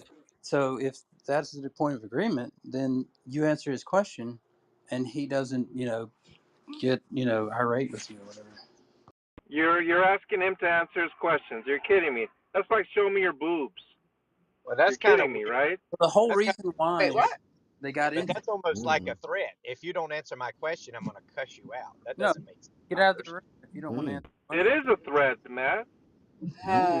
How's it That a seems threat? Look, absurd. Big deal. what would it's like if I went to, can you hear me? Can anyone Yeah, hear me? Yeah, we can If hear I you. went I hear to you. Darth, if I went to Darth Arianus' room and him and Jack and Dog and Venus were just degrading women and being fucking misogynist fucks, would it really be appropriate? You're breaking up, Haiti. I think she's asking if it'd be appropriate for her to continue to go in there. No. My bad. Is that how you feel, Haiti? Is that how you feel? I mean, I don't blame you, but is that how you feel? No, I'm finished because I'm breaking up. What I'm saying is, if I went on stage and berated them, that would be ridiculous and inappropriate. I either stay or I leave, right? You don't go into other people's rooms and bitch about how they handle them. If I go to That's Smokey's room, and saying, why are you such a dick? That's the room. That's the deal. Well, that's just because you're so soft, Haiti. yeah, but y'all do that all the time with Darth Room, complain about how he treats people. I don't. No, I don't. I think he's done what. Okay, maybe not you, Haiti, but others do. Who? Who does? Yeah, I I've mean, heard I atheists will do say that though, Haiti. a lot of Look, Who? times. Who? But This Haiti has a probably view, and people in this group because they get mad Oh, because I'm on Darth, hey, bro, it's not charitable to Delano, generalize. you, Hey, Sean, man, not probably true. others.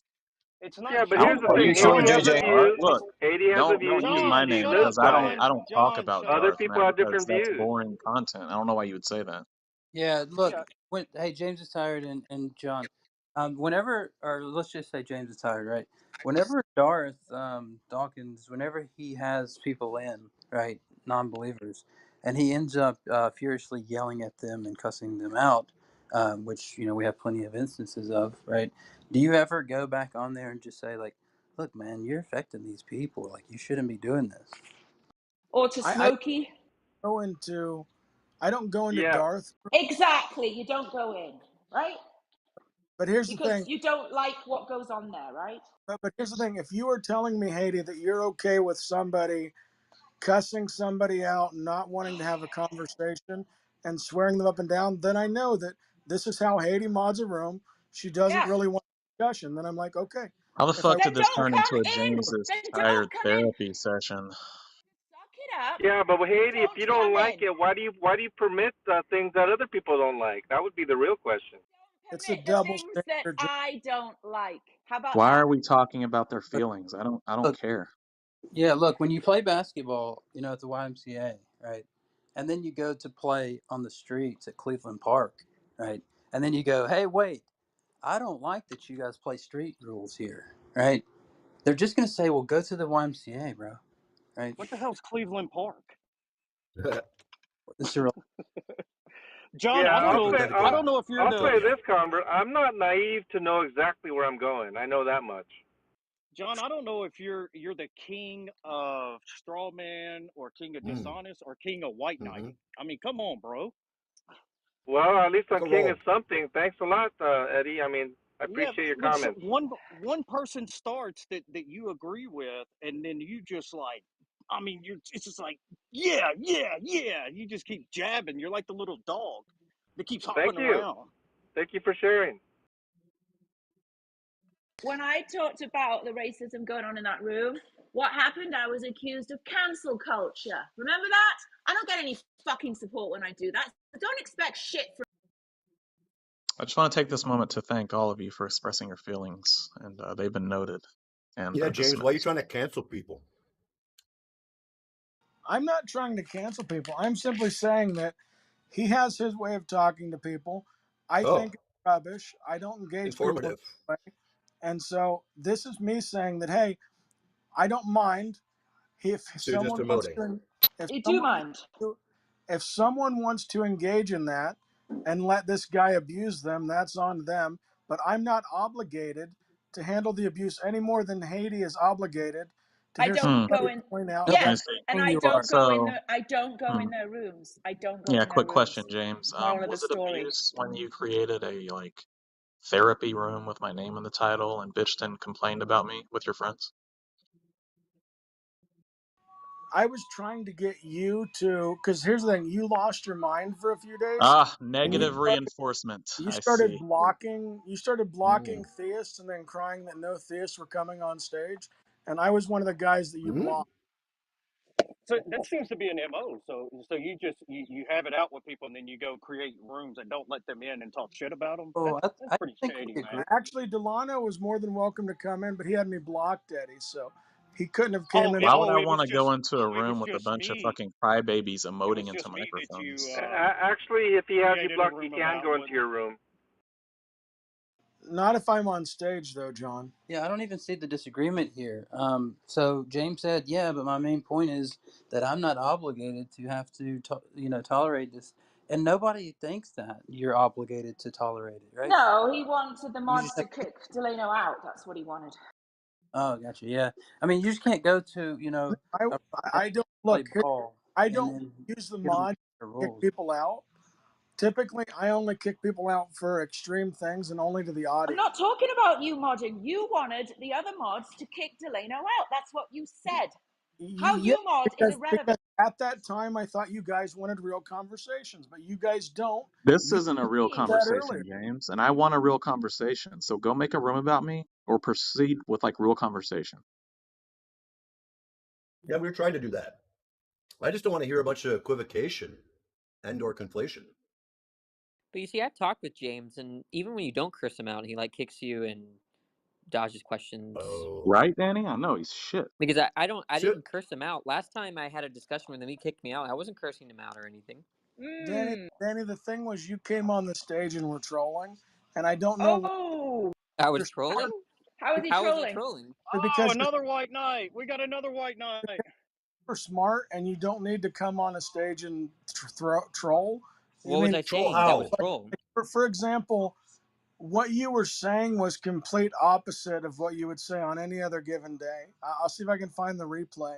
But you don't So recall? what about John moving me to the audience when I was literally answering his question and he didn't like my answer, so he moved me down? Well, Eddie, Is that cool? me down to the audience, so I don't know why you're pouting about this. I think James was trolling me that time. Bro, I've told you 15 times, I didn't move you anywhere. I don't do that crap. I wasn't even a mod there. Eddie, we should just focus because the interesting thing is that he still got the video. dodges questions and stuff, absent of, as he would say, bullying behavior. All right, I'm gonna ask the person if they still have the video of you moving me. I've asked you No, 10 actually, no. Can we get back to how? No. Yeah, real quick, that's fine. But you're letting him get away with not saying how Danny was trolling. Yeah, he doesn't even real quick, remember. Though, because he's bullshitting.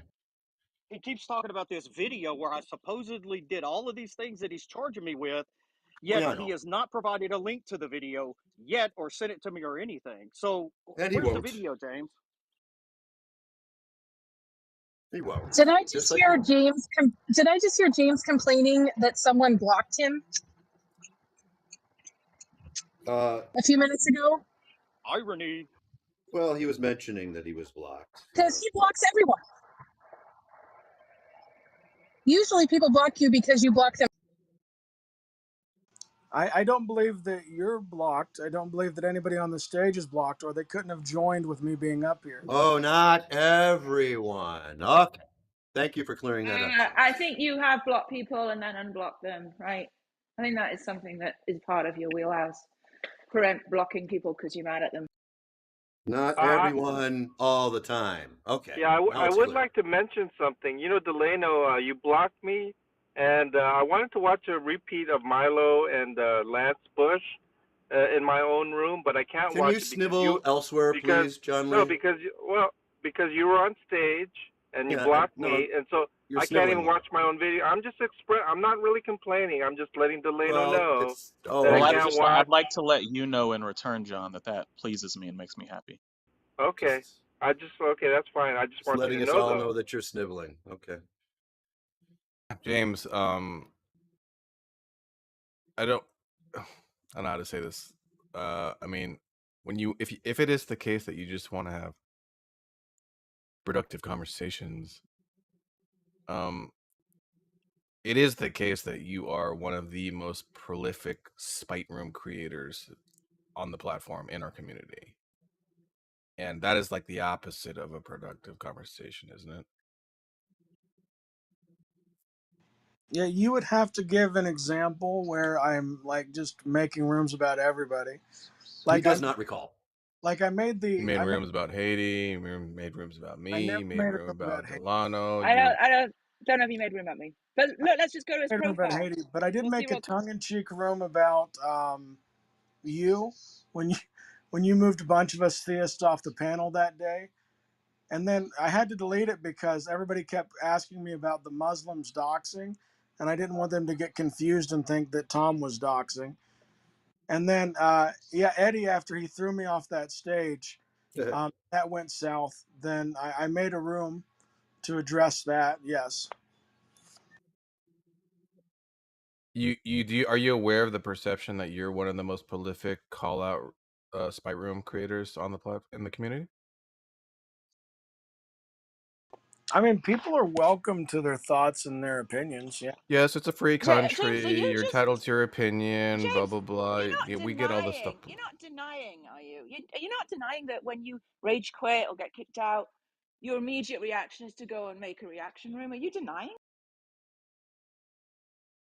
Yeah, I am denying that because you've thrown me Wow. off the stage quite a Haiti. You've thrown me off the stage quite a few times, and I've never What made does a that room. have to do with anything? So for Listen, What does you that have to to do with listen. anything? assume We that can I do even, it every it's even time predictable. is It's even late. predictable. We predict it. We say we have to make a spite room now. And most of the time it's true. You have 3 rooms that I've ever made about atheists: Delano, Tom, and I was gonna say, but I guess Eddie, he's a Christian, so that does not count. So only 2 for an atheist. Matter One, that they're about atheists. We're not show me. making a Why you distinction Wait, spite about rooms? James, whether it's an are you trying to atheist or say not that an they only atheist. count as spite rooms if there's a name in the title? Because that's not true. You can tell sometimes by the title that you're referencing something or a conversation that you just had in another room. That Show me, counts as a spite room. because I don't have any recollection of being thrown out of one of Not these rooms, recall. ones I mentioned, and making a room. That's laughable. Incredible. I mean, you say it's laughable, but you can't give an example. And the only Yeah, examples that Give because me I don't several. care. I don't care to remember the exact titles of your rooms. I mean, then you It's don't have a just real example, so you're pulling it out of your butt. Thank you. so. I Well, mean, that No, doesn't you're just follow. being dishonest. You're I just can't being believe you're dishonest denying now. this. I cannot believe you're denying We this. really do. When you get kicked out of a room, we go, oh, there he goes to make a spite room. And most And of you the do. time, you do. You can't It's not even just provide. the atheists. Muslims. You did one yesterday with Delano. The only examples that you have are the 3 that I gave you, because those are the only You 3. haven't made any about Muslims, James? No spite rooms about I Muslims? make about Muslim topics. Oh, like No, I was you made kicked one that out said of a Muslim Muslim room. something, coward something. They won't let me Yeah. speak. You know, things like that. You ever made rooms like that? Yeah, I've John, participated in. seriously, Yeah. I'm gonna ask you. I'm gonna appeal to you. What do you? Are you denying this too, John? I think he is the reaction room king. There you go. Wow. Thank you, John. I appreciate that. Rare moment of honesty. You're gonna call Had some John? What do lunch? you think, John? You think John's just making it up? You think John's just He's gonna talking out his ass too? go make a spite room about John Lee now, aren't you, James? Oh, or maybe you can't now because it's been mentioned. Reverse psychology. Lying Christians. White knighting for atheists. Let's talk about it. Well, I am fresh. At lunch, fresh coffee. Let's go. My weed delivery guy is 7 stops away, and I have it on GPS. Nice. No, everybody's welcome to their opinion. Like You I, Are got your they dude really, on James? GPS? like I have opinions about everyone on stage. It's That's Oh, hilarious. Can you stop? Can you stop with the platitude stuff? I mean, look, I'll just tell you Jesus. right off the bat. I So know it's a if free he's late, you country. get a I discount? know I'm entitled to my opinion. I know that it's your prerogative. I know all those things, okay? You don't have to keep telling me that. I know it. Please stop. Fresh bud delivery, 5 minutes or less. If I'm late, But I will $10 say Shut up. discount. James is consistent in his views when it comes to double standards and hypocrisy. I don't want to put names out there, but there's a No, lot it's in not this because a room. spite room is not a productive conversation. So you're wrong there too. No, I'm talking about double standards. I didn't mention the word productive conversation. somebody the title or you That reference. is a double standard with regards to his saying that he only wants to have productive conversation. It's actually a response to a spite or an injustice caused by the other person, and you're addressing the situation in a way that, hey, it gets his attention. Delano, it got his attention that, hey, I not only thought he was being smug, but I'm making it publicly known that I believe he's being smug. You're So, expressing your feelings publicly. You're crying. I so don't care. there's no issue with when you get kicked from a room or you get abused with addressing it. You guys don't have to like that. I don't care about your feelings. Stop. Yeah, Addressing I it. mean, You mean this is how I look at it, Tom. Generally, I do agree with James that he does seek productive conversations. I think he does get a little bit frustrated when he doesn't. But I will also say that I don't necessarily think that you guys are seeking productive conversation, and so that's the fundamental difference.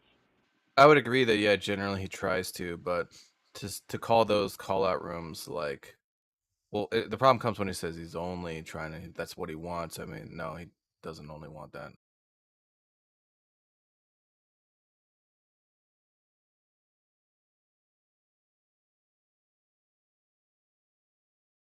You know, if I didn't want And good conversation, I wouldn't get so agitated when no, people. did you not hear what I just said?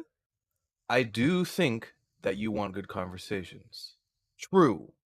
I also think you want some bullshit, like spite rooms. They're not mutually exclusive. Good means here is pretty relative. I also do find it funny when every room that's made like twice a day has John Lee's name in it or a variation of John Lee. Yeah, it's interesting. You have to agree with that, though, right, James? When you say good conversation, it's not going to be the same as what other people mean when they say good conversation. Well, yeah, because I picture two adults exchanging ideas in a respectful manner. That's generally what I consider a good conversation. If somebody considers it whipping out their junk and swinging it in the air and yelling obscenities, well, that's not my idea of a good conversation. Yeah, I'm going to be a little more stringent as to what I call good, probably.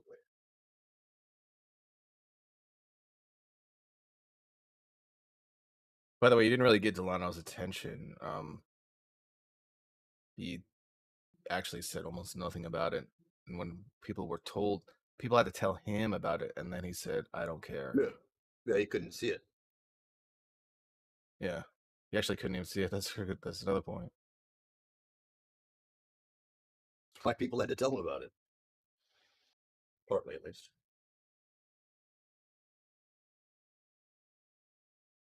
Why do you want Delano to see that? So are you hoping that's going to change Delano's behavior or something? I would hope that, eventually he'll realize that these conversations, the way he's having them, are not productive, and that he'll seek a resolution that makes them productive. I'm going to venture to guess that he knows exactly they're not productive. That's what he wants. That's what I would say. No, I want people to answer questions. That's what I would say. Yeah, I don't believe that for a second. You're entitled to your opinion. You're out of your fucking mind, John. He absolutely wants you to answer questions. He does not He want might also anybody want to other answer things, but what? because he cuts you off in the middle of answering them, and then just because someone asks Because you're not questions, answering the Tom, does not question. necessitate that he even wants an answer. I don't believe you for a minute, John. James, you ever cut somebody off in the middle of answering your question? I try not to. Yeah, but you've done it though, right? I'm sure. Why? I've done. Well, first, so for example, Just why? If let's say that I ask them a question, but they start answering something completely different, and I just want to make sure we're on the same page. But generally, I won't interrupt as long as the person is, being polite and respectful. Even if Well, then that's not a productive conversation either. Because answering the wrong, but even if they're completely answering the wrong part of the question, at least then I can circle back to it after that and say, no, here's what I meant. But you do cut them off. Longer. Yeah, What's what if that? you're circling back every single time and they're filibustering every single time? But you do cut them off. And the reason you cut them off is because they're not answering your question, right? Hey, Tom, when Jay Robin asked, God does not exist because, do you actually think he wants an answer to that question? Or do you think there's another motive by which he asked that question? He wants an answer to that question, and he also wants to use it as a tool to bash atheists. Yeah, I don't agree with that he wants an answer to that question. I would say that he's acting in order to distract, and I think as far as Delano, he does not want an answer. He wants to troll. He wants to distract. He wants to do What do you mean he doesn't want an answer to that question? He does not want an answer to his questions. I don't And you believe can you tell for a minute, you John. can always crazy? tell. Jack does the same thing too. Jack, whenever he asks a question, he doesn't want an answer to the question. He just wants to bloviate. For Delano, it's not that he wants to bloviate. He wants to attack, deflect, distract, obfuscate, There's prevaricate. These are the things he doesn't care there's a about the difference. answer, Tom. And if you think that I he don't believe genuinely you for a wants an minute, answer to his John. questions, then you're pretty naive. So there's a flaw there, John Lee. When Jay Robin asked the question, I think he asks with the intent of wanting an answer, but he also believes there isn't an answer. Right. He believes that there is no satisfactory answer. No, I'm talking about the times he's cornered and he just asks a question. Oh, well, you should have defensively. been more specific. Oh yeah, that's different. That's a tactic to distract. That's that's to deflect and distract. Yeah, I'd agree with that. Yeah, so you agree that he does not care about an answer, right? When he certain times when he says it, yeah, probably he doesn't. Okay, well, that's again, what I'm saying. it's actually consistent with what I Okay. said before, though. He doesn't actually think there is an answer. Right, and so just like that, and that's the parallel I'm drawing. Not all the times that he asks it. In those instances, are very analogous to what Delano does on a consistent basis. That's my point. Yeah, just name me one question you've asked me that I haven't answered.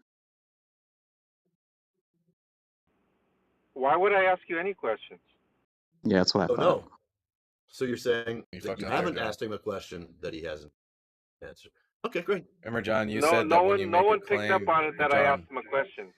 John, remember when you say it's your thing. You say that when you make a claim about something, you got 3 or 4 examples like in the chamber, ready to go.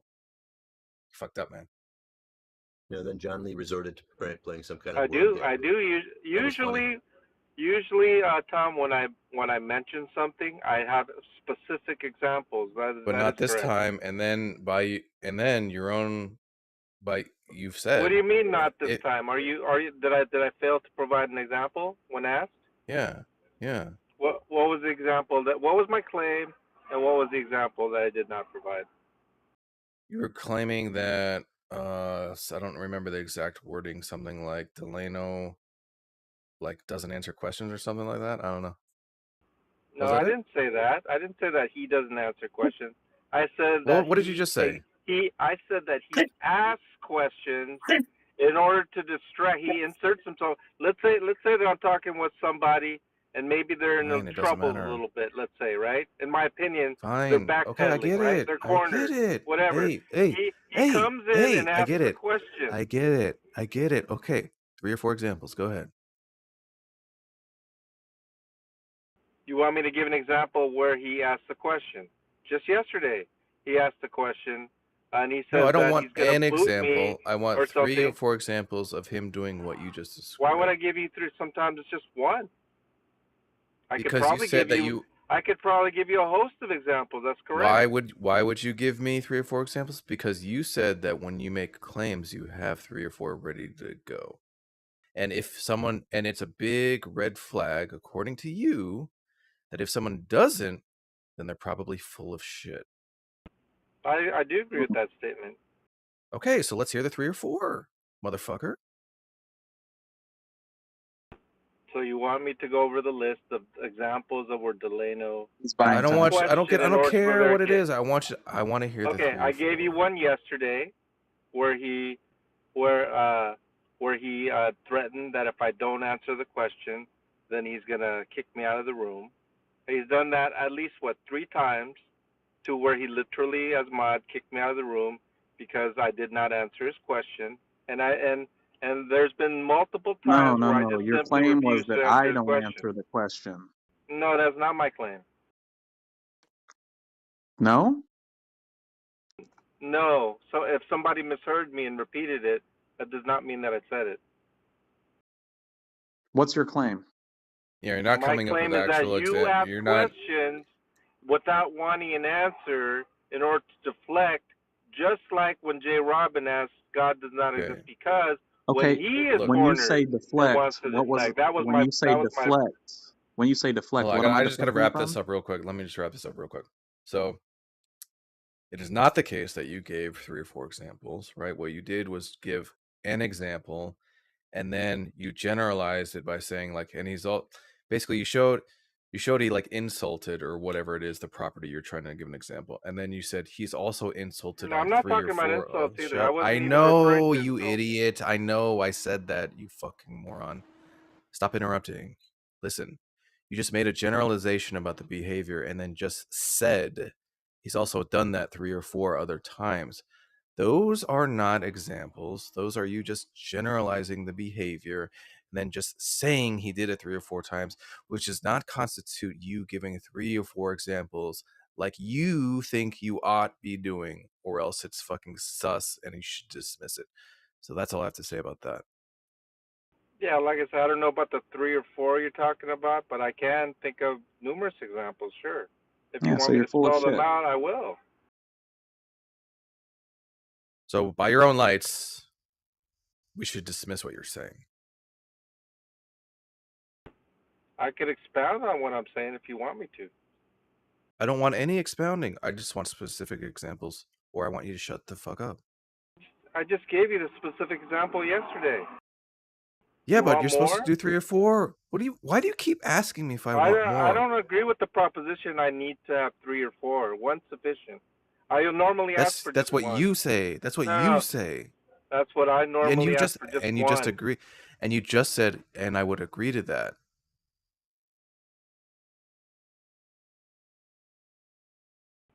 I Okay, never asked Delano, for 3 or continue. 4 I don't want to examples. continue talking to this dishonest. No, I don't think there was anything to say. All he gave was an example of him not answering a question and giving an ultimatum because he reached that Yeah, point. first and Johnny's foremost, scrambling to remember are what he you in just said. denial? Listen, first and foremost, are you in denial of it? And that's where it matters too. Who cares if First and some side foremost. person like Tom asks for Side examples? person. What am I in Yeah, denial he's of, not John? involved. I'm talking about Delano. If Yeah, you have issue with go what I'm ahead. saying, Talk to me, John. Talk to me. What am I? well, I was talking to you. Yeah, what am I in denial of?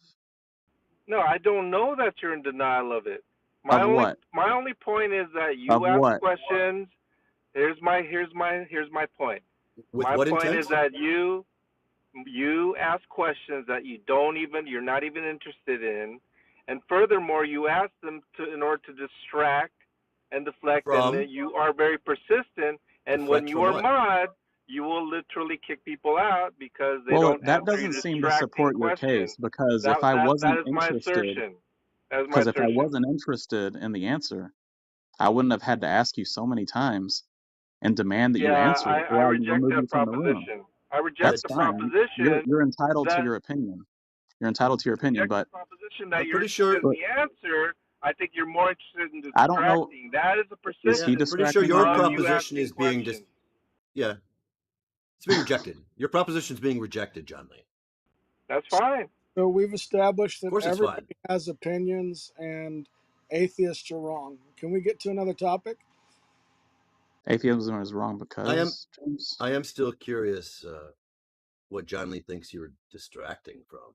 Yeah, I was not clear, but I'm not I interested in just talking to gave him. you you never said. examples. When I'm interacting with the particular atheist, it's a back and forth, and the person is just getting cornered, contradicting himself, this and that. That's when Delano often comes into Well, the that's an rescue, assumption. so to speak, and tries to ask me questions. It'll usually be a question that's somewhat to the topic, but not to the topic. Like John It's and I usually about meaning, James. yeah, like John will be talking about the death penalty, and then Delano would be like, What so do you mean by death penalty or something stupid yeah, like that? that kind of stuff. That's You guys sound like you that's a have good question. PTSD. Talking to You're you. like prolific question dodgers, the both of you. This is just consistent with me removing you from the room if you don't answer questions. Here's what's dumb. You can't simultaneously criticize asking for definitions of colloquial terms or things that on the face seem obvious when you He's have not a even involved in the shut conversation, up, first and shut up, foremost. shut up, shut up, shut up, shut up, shut up. You can't criticize asking for those definitions and simultaneously be the proprietor of the world's largest proprietary definition fucking lexicon, right? You can't have those both at the same time. That's retarded. Excuse me. I mean, that's it's not his silly. business to be asking questions for the definition when he just belongs in the peanut gallery. No, but you expressed that it's ridiculous to ask specifically for a definition of something. No. If my interlocutor wants me to define it, well, then that's a legitimate question. Well, then what did you mean when you said it's ridiculous to ask for like something silly like capital punishment or the death You're penalty? not getting That's what my you said, point. right? It's ridiculous for him to interject, and the example is asking the question of definition. That's not the only types of questions he asks. The point being that him interceding in a two-way conversation The when he funniest has part no of what he's business trying to doing so, do. and furthermore just demanding an answer. Just yesterday he demanded an answer. Bunch of assumptions here. And he was completely ignored, and rightfully so. And he did nothing Anyway, so about the funniest part other of than what to he's saying sit back here, with his tail between his legs, and all he had to do was take it. So? Is he filibustering? Like, the funniest part of the example he's giving was the capital Yeah, he's punishment very triggered. conversation, which I wasn't even a part of. Hilarious. Fucking hilarious. I'm not saying that you asked for the listen. Fucking hilarious. I wasn't The even example in that the I room. gave James Gibson would be like a question that Delano would ask. I'm not You know saying what that you you just ever did? asked it. You I'm know, not you even talking about that. just You were involved in a conversation. you just bluffed, and I went fucking all in. I think You're he was not even saying it as a understanding what I'm saying hypothetical, then. but that's fine. I said he would ask it's just a a bunch of question assumptions, like. though. Yeah, I mean, you're making a lot of claims, a lot of assumptions that are all going to end up being arguments from ignorance, I'm sure. You're not going to back any of it up. And you don't like to be asked clarifying questions. Yeah, I wouldn't be so dishonest when you guys are accusing James of certain things that to white knight him and say, oh, you know what, you guys are just arguing from ignorance I think you would. and things like that. I think you would. Why would I do that? I don't know, but I think you would. No, I mean, he sat there and he agreed with you that I open up rooms when you guys frustrate me or others frustrate me. He thought you guys were right. So he didn't agree with me. He didn't just jump on the Christian bandwagon. I don't know why you're assuming that, JJ. Well, I mean, I don't think I said that. Who knows what John's motive was, but the reason why I appealed to him is because I know for a fact that he has said that before. So his stated opinion Listen, before you ask me, Tom, Haiti can confirm exactly what I wrote to her on text with a big wow. What? Never mind. No, he did. He messaged me. He messaged me. Do you want me to read it out, John? No, it doesn't matter. Well, I just, if you want to, but whatever. Yeah, but that's all the more reason why he would following. affirm it, right, James? I mean, like, if he just said it in the text, what's he gonna do? Say no? Okay. So let me get this straight. You think that I answered truthfully because I texted Haiti, whether you knew about it or not, I don't.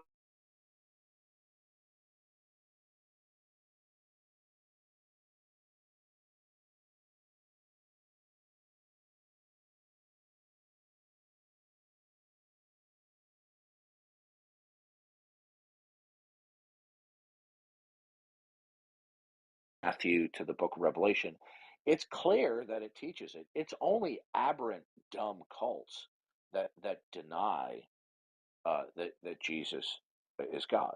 But you see, they're more interested in Jesus' direct claims rather than, let's say, the epistles of the apostles. Yeah, or just the prologue to the Gospel of John, for example, which is a 1 + 1 equals 2 equation. Yeah. Right.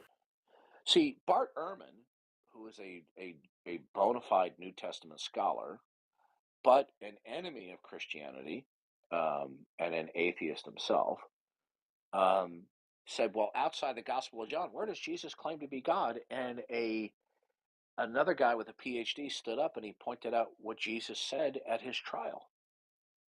Okay? That's brilliant. Thank you so much for that. Jesus see, people have to understand that not be tripped over when Jesus says he's the Son of God.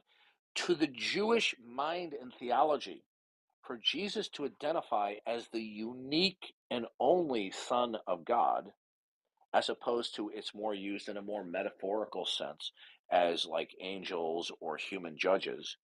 The Jews perfectly understood the import of what he was saying, that he, as a man, was qualitatively God, and therefore he's God.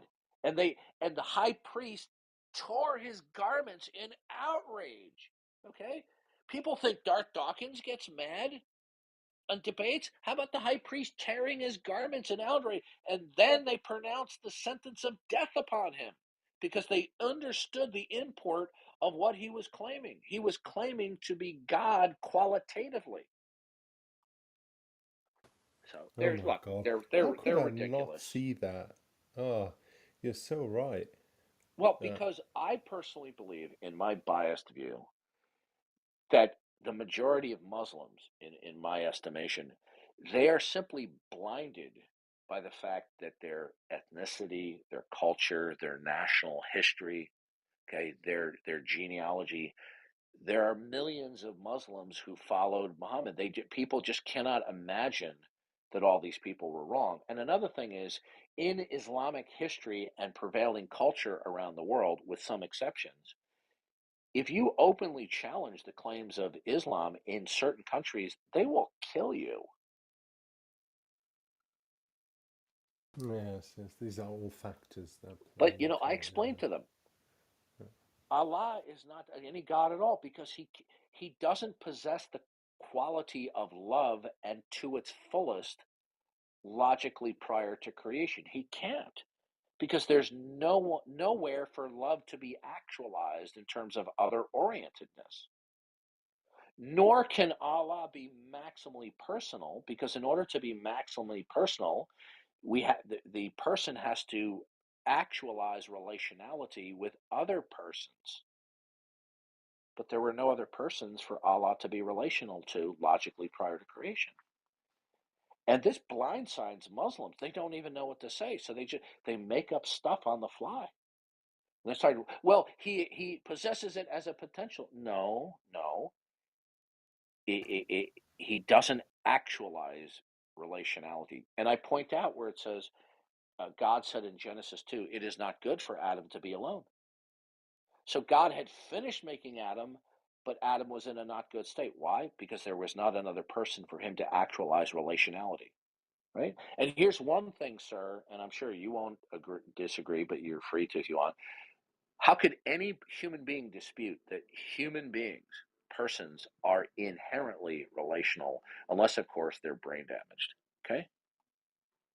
Right.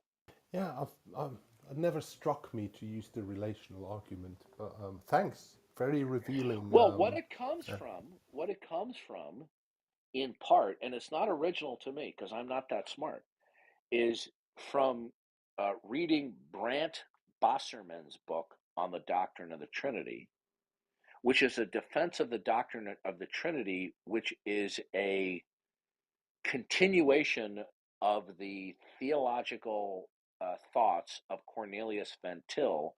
So where Van Til left off, Bosserman, on his book on the vindication of the Trinity, he continues with the ramifications of the doctrine of the Trinity and why the Trinity is necessary philosophically and theologically. It's called the I don't remember what the title of it is. I always botch titles. The Vindication of the Trinity, or Paradox of the Trinity, by Bosserman, and you should probably find that one in the theology folder. And it's a bit heavy reading, but it's a powerful book, and he basically gets into the issue of the internal relationality that is actualized, okay, in eternity past, logically prior to creation. Whereas a Unitarian God would have to create in order to possess the actualization of relationality, and he can't love in eternity past. That's why they go, well, he has the potential of love. Well, the potential of love is not possessing love to its fullest. To possess love in its fullest, it has to be actualized. Right? Jesus said, no man can have any greater love for his friend than he give up his life for his friend. So which is greater, the love that a man has for his friend before he pushes him out of the way of the car and then himself takes the hit, or when he pushes his friend out and takes the hit. Okay? He possesses love when it's in a state of actualization, not as a mental commitment to do good to somebody else if that need arises. So what you are basically saying is there couldn't be a creation in the first place had it not been for the relational nature of the Trinity. Am I mirroring this I'm not. correctly? I don't know if I'm saying that. What I'm saying is that what we have God revealing Himself in creation through everything and through human history recorded infallibly in the scriptures. Okay, God has to take the initiative. We can't know anything about God unless, if and only if, God takes the initiative to reveal I Himself. so agree with you. Okay. I Now, so agree with right. you. And so what we're doing is we're not pretending to be neutral bystanders. Nobody's neutral. I'm not neutral. You're not neutral. They're not neutral. Okay. So what we're saying is we are standing on our non-neutrality commitments, and no, God has revealed Himself. And if you disagree with what God has revealed, either through creation and through the Christian scriptures, then what you are now saying in your model of reality, your concept of God, or let me put it this way, your concept of that which is the ultimate, okay? Because in the Christian world, God is the ultimate.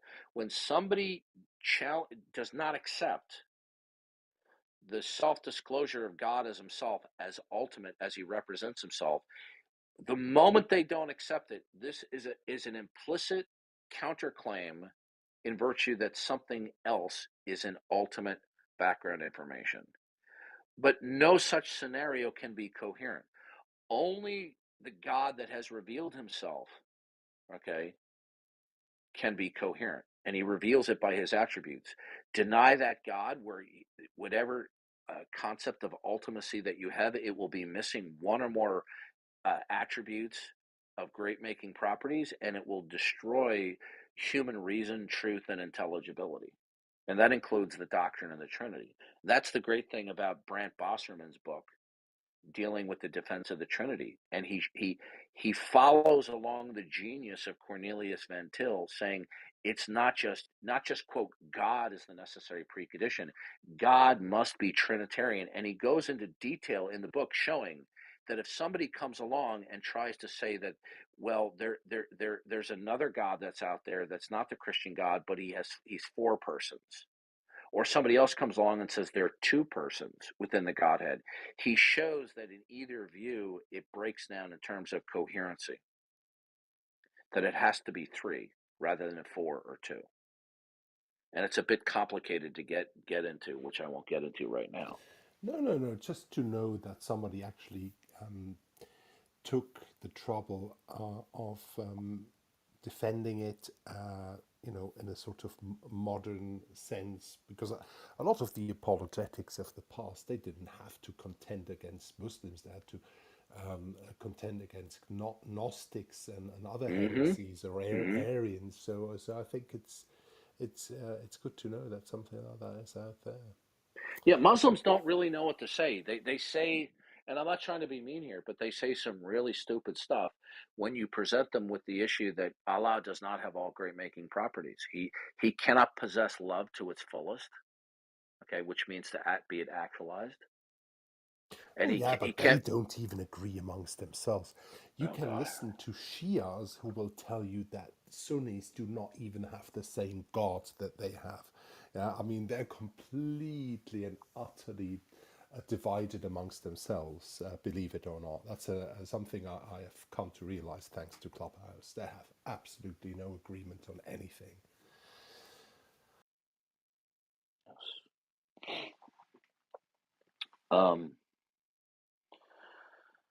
So this is the point where we have on the internet, and I can't tell you how many unbelieving trolls that we have to deal with. It just never fails. because they always know that they can resort to bickering and rabbit trailing. But you see, the nice thing about the biblical apologetic is that we can Mirandize them, which is a reference to American jurisprudence, okay? The Miranda rule. You have the right to remain silent. Anything you can say can and will be used against you. So if they do not accept the lordship of Jesus Christ as Lord and Savior, his self-identity claims, whatever comes out of their mouth afterwards is indefensible. There's no ultimate reference point upon which they can ground anything they say, even though they think they can, but they can't. Okay? Well, I'm fascinated with what an extreme confidence and eloquence you are making these points, and I look forward to listening to you debate an atheist or a Muslim. I really do. Well, I appreciate that, but what you're going to see is they are going to resort, in all likelihood, to obfuscation, prevarication, deception, rabbit trailing, bickering. Yeah, but I Because what saw else are they going to earlier when you do? talked to that other guy that you're not taking any of that. So I No. really look forward to it. Okay, so let's see if we can do this. Do we have anyone in the room who has a rational basis for your not God world? Raise your hand and come on up. A lot of them are just cowards, right? And some will go, well, I know to come up because Darth Dawkins is abusing. Hey, listen, if you don't troll and you answer straightforward questions, you won't get interrupted. It's that simple. Okay? Well, thank you. I really learned something today. I rarely do that. I studied Well, my theology myself, but I okay. really today I learned something. Yeah. Well, I'm going to follow you, okay, and I will follow me back, and so this way, if I'm in a I've room already chatting, done that. Yeah. okay, great. So if you hear more that you like and you have some questions, not that I'm a know-it-all, I don't, but in the last number of years studying apologetics, studying the works by like Van Til and Greg Bahnsen have really opened my eyes as to the riches of what God has simply stated that was there the whole time, and now I can clearly see it. Yeah, no, and Okay. you have the clarity of view, and you have the fervor, and that's something I see. I was almost going to write it, but before I came up down in the comments, I usually only see that sort of confidence, and in Muslim debaters here, and so it's with great Well, astonishment I'm that confident because I have a good basic understanding of what the Bible says and how it applies apologetically. And I have to give a great deal of the credit for really absorbing this by the writings of Cornelius Van Til and some of his students. It wasn't because of my own genius. It ultimately goes back to what does God say in the Bible and what are the ramifications theologically and philosophically on a global and universal scale as to what he says in certain verses. Okay? It, and it's nothing that I personally come up with. oh Not at no all. no I Yeah. wasn't suggesting that. It's just you Yeah. use philosophical logic as well, which is extremely rare in these in Christian apologetics here on Clubhouse. That's what amazes me Well, with Van what prowess Til you're doing it. Yeah. Van Til got a PhD in philosophy from Princeton University.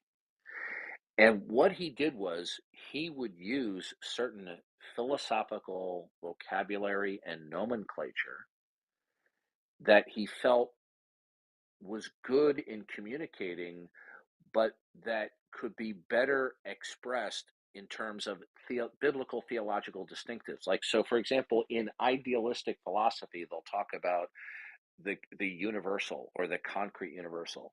Well, Van Til says, okay, and he wrote his PhD against idealism as a philosophy, but he realized that there were certain things that I don't want to say are true, that God is in fact the concrete universal and nothing else is. In other words, God is the absolute from which all things derive and depend.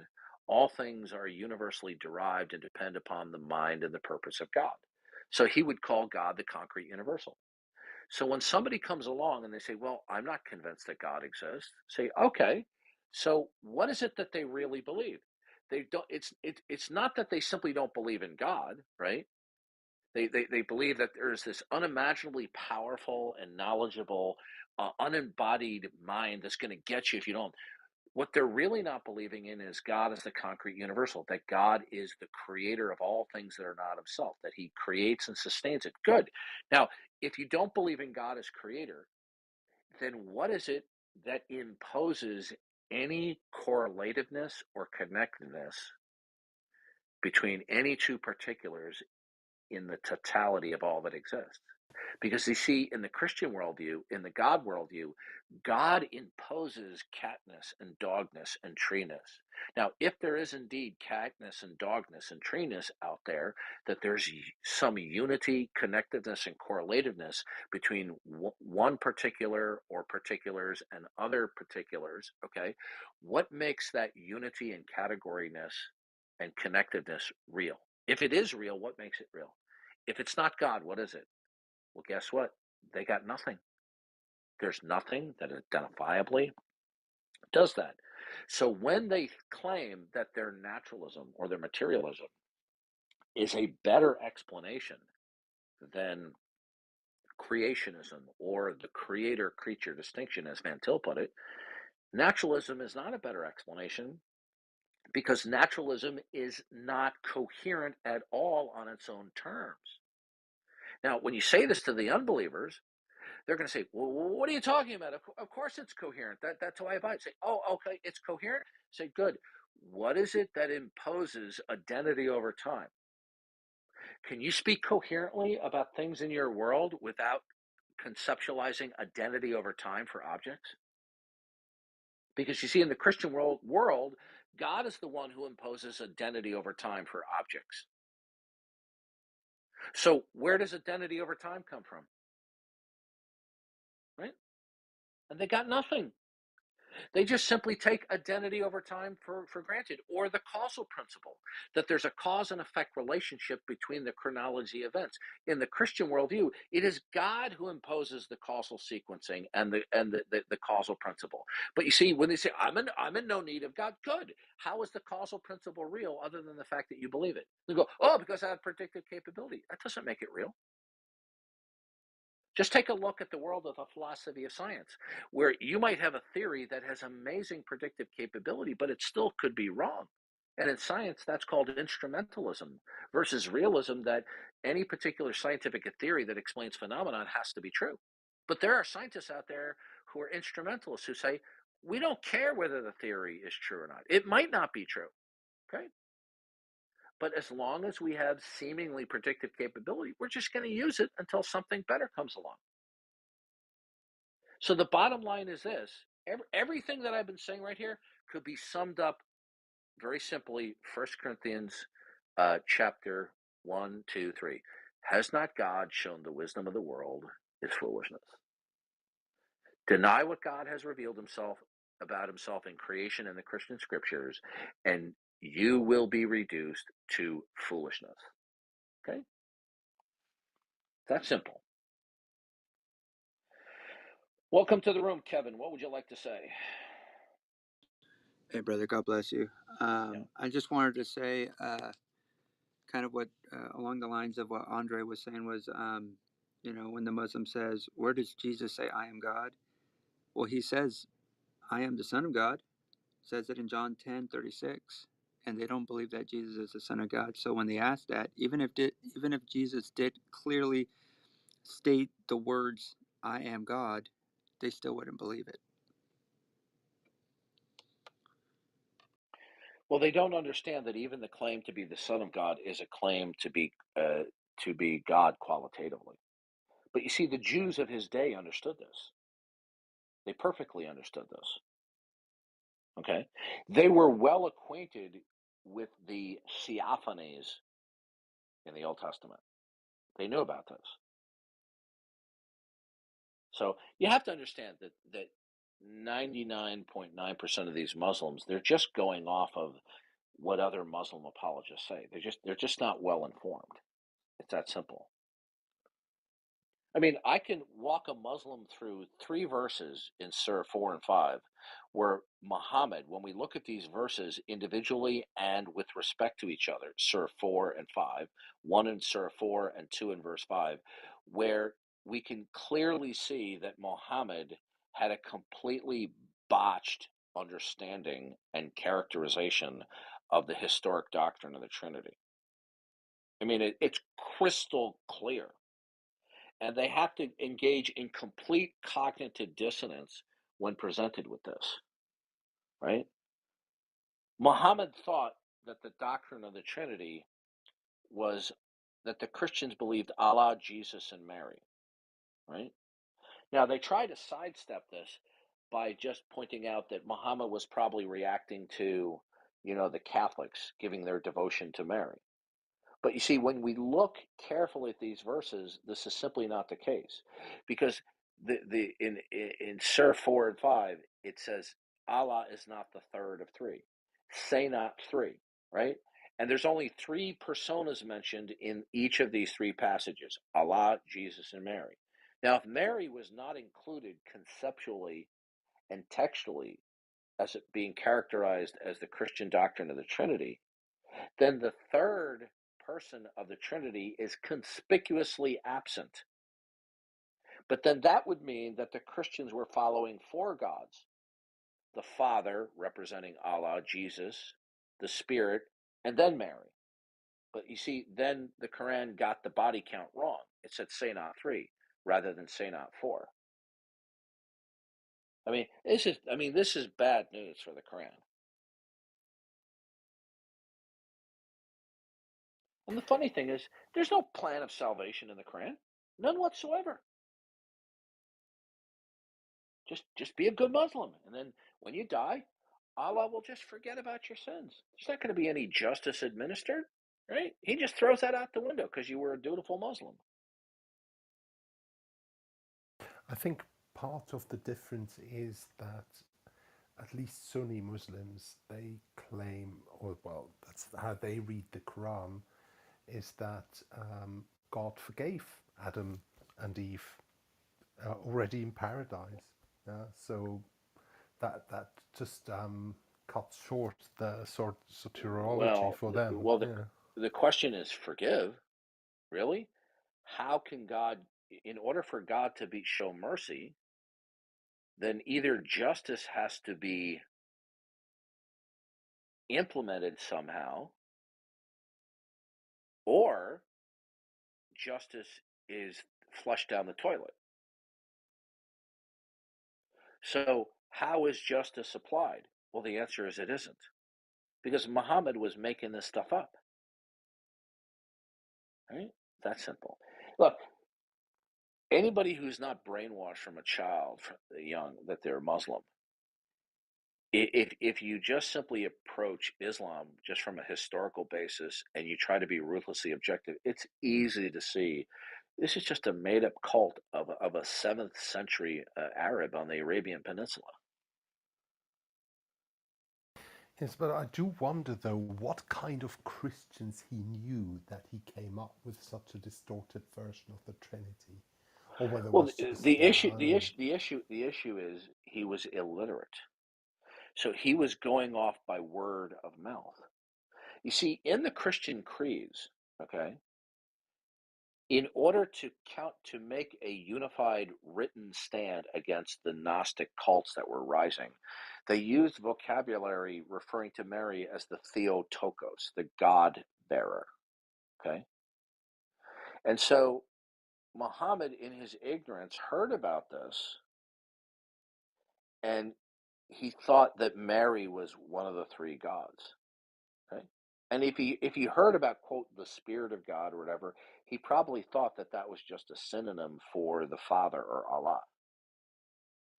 So, look, it's when we look at these verses in Surah 4 and 5, it's clear that he botched the representation of the Trinity when he attempted to condemn it.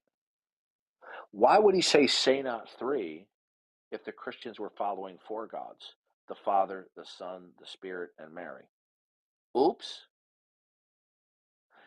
If he really was condemning the doctrine of the Trinity, why did he go to the trouble to mention two of the gods, but the third God is conspicuously absent in all three passages? Right? Why? A just question indeed. Yeah, I always thought they kind of, I mean, he must have thought that Mary was the third person of the triad that he had in mind. Well, that's because he probably heard the recitation of the Christian creeds where Mary is referred to as the Theotokos, the God bearer or the mother of God. He probably thought, and we have good reason to believe, that he thinks that God somehow copulated with Mary and produced Jesus, another God. Yes, but yeah, I mean, one of his disciples was a former Christian called Salman al-Farsi, and he's most likely was a member of the Assyrian Church of the East. And I simply don't, and they would probably not have adhered to the Theotokos. They were Nestorians, so they would probably have called it Christotokos, if anything. Mm-hmm. It's just I do really wonder. I mean, this is just a curiosity. What kind of Christians he actually met to come up with this, but or perhaps it was just overhearing a conversation in a tavern and then misremembering it later. I have no idea.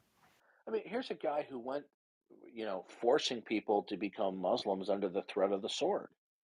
Christianity was not spread through the threat of the sword. In fact, Christianity had one of its greatest expansions because people who were Christians were being killed by the sword.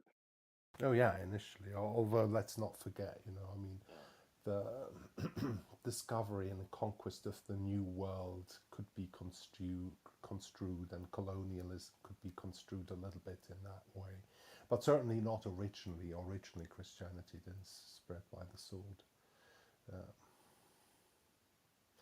Well, thank you so much. That was so insightful.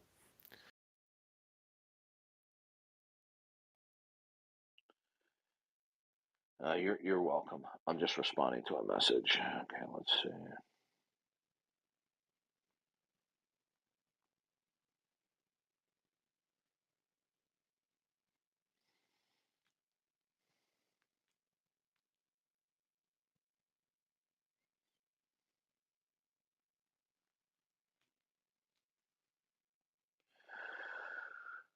Well, I think most people who are in Clubhouse, we hardly ever come across anybody who is unfamiliar with the self-identity claims of Jesus Christ. So, folks, you got a choice. You can either make peace with God now, and if you don't, when you die, it's going to be too late, right? And the identity claims of Jesus Christ are such that they are undeniable and irrefutable. The denial of Jesus Christ is indefensible because in order to do so, in order to deny and defend the self-identity claims of Jesus Christ, when we look at them compositely, right, it's going to have to be a worldview refutation. Because Jesus Christ's identity claims, it constitutes a composite worldview. Deny Jesus Christ, and you have to bring forth a composite worldview. But no such worldview can be put on the table and defended because they don't exist. Now, if somebody says, well, that's just your opinion, that's just what you believe, okay, good. Then bring forth a composite worldview that can compete against, stand against, and refute the composite worldview of the self-identity claims of Jesus Christ. Okay? And most people know they can't do it. I mean, if there's somebody here who can do that, come on up. Welcome to the room, Titus.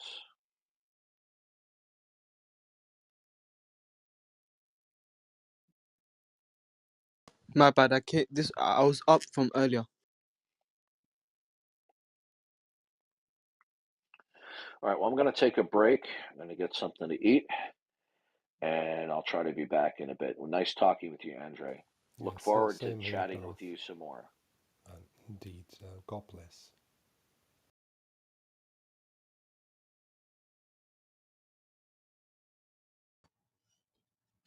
Yep. But yeah, sounds good. Yeah, so if anyone has questions, comments, feel free to come on up and be glad to answer. And if anyone has thoughts about Islam and the ramifications that Islam has on people's lives, feel free to comment, whether on or off the stage.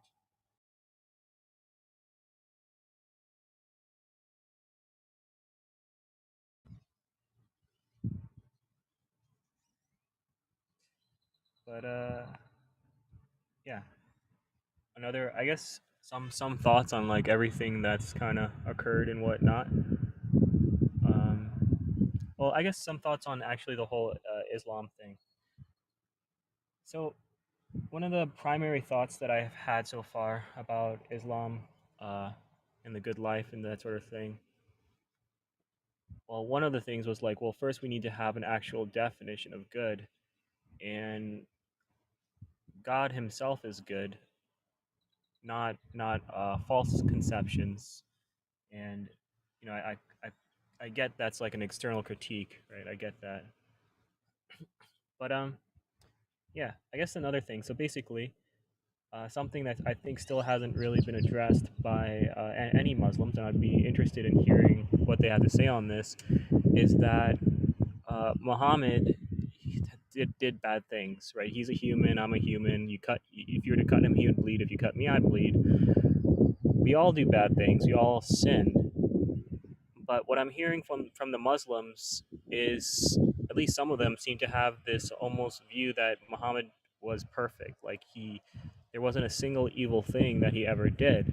Now, I'm wondering if this is something that's held by a majority of the Muslims, or if this is something that a few of them would reject, or many of them would reject.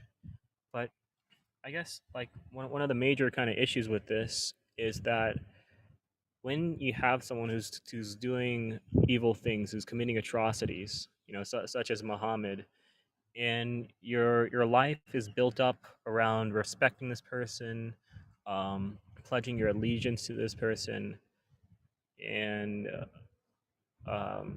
defending them, valuing what they have to say. They're the final messenger, and viewing like insults against Muhammad as like criminal or even capital offenses, where the person insulting Muhammad or criticizing Muhammad or making jokes about Muhammad can even be put to death. I think that's a very dangerous ideology, because it's shifting the burden of responsibility from an abuser to the abused. Like if someone was abused by Muhammad and they spoke out against him, well, then that could be a capital offense, right? That could be completely criminal.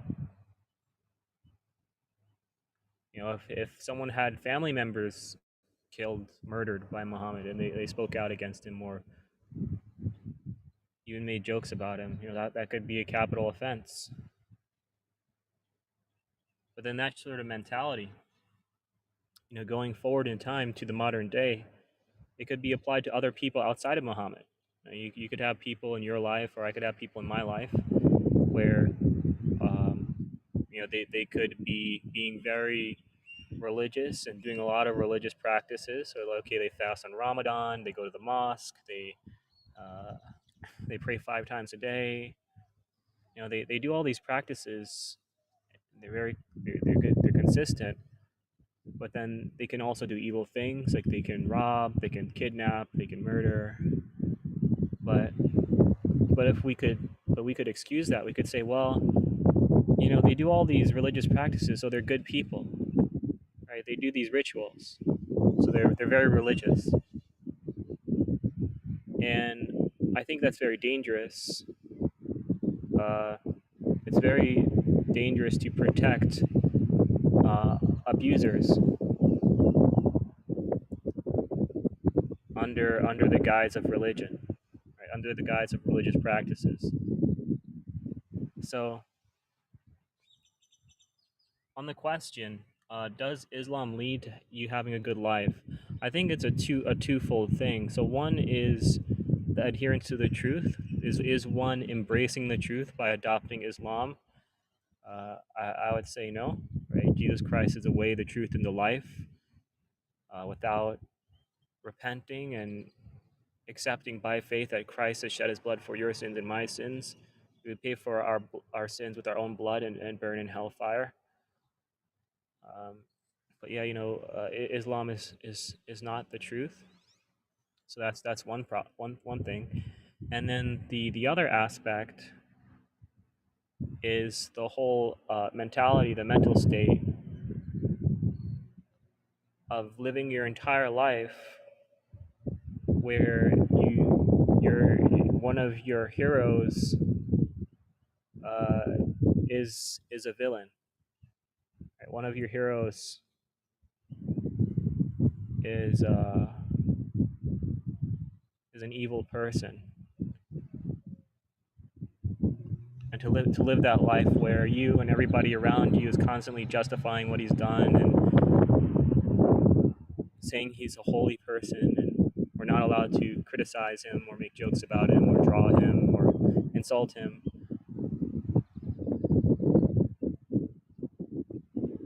That sort of idea, that sort of ideology, it does have ramifications.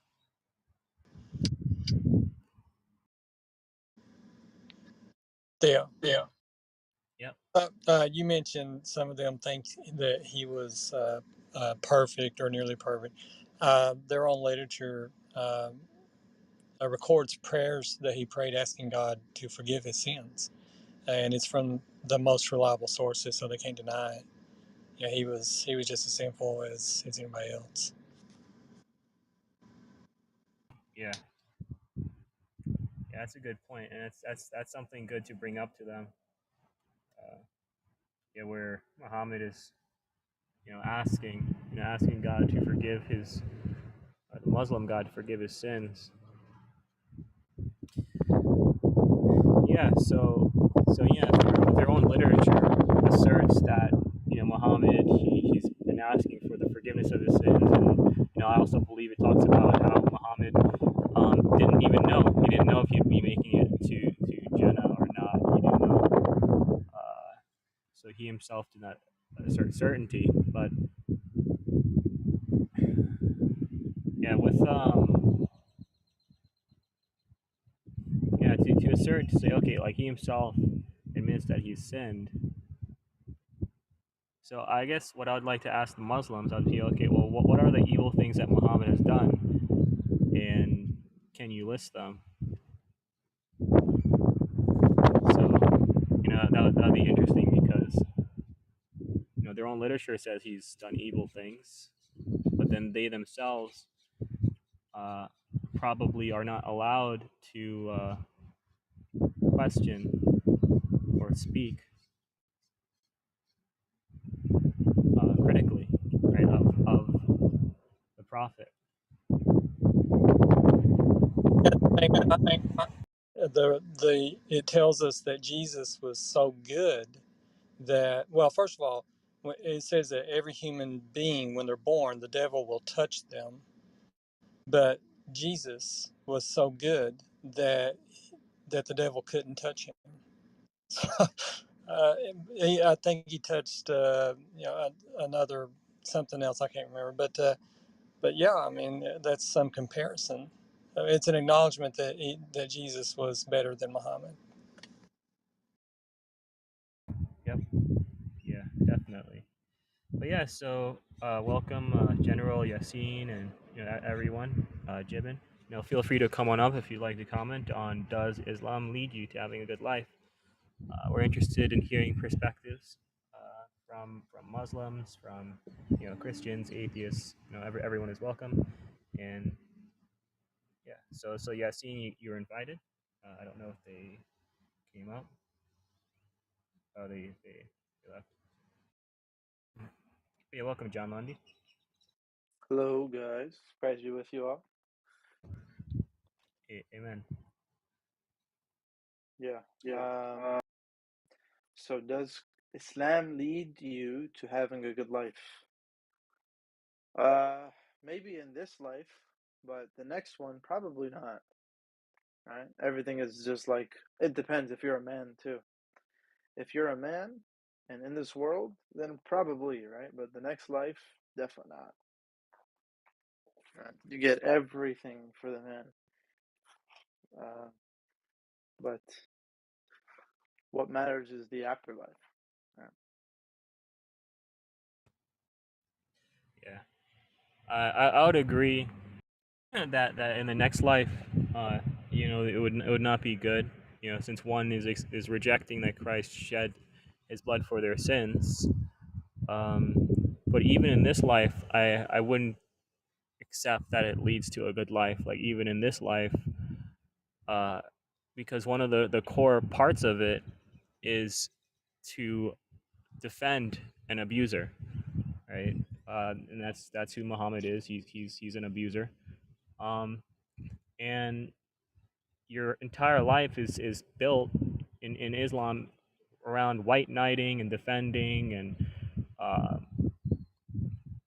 just like venerating this abuser. And if people don't go along with you, you're supposed to harm them.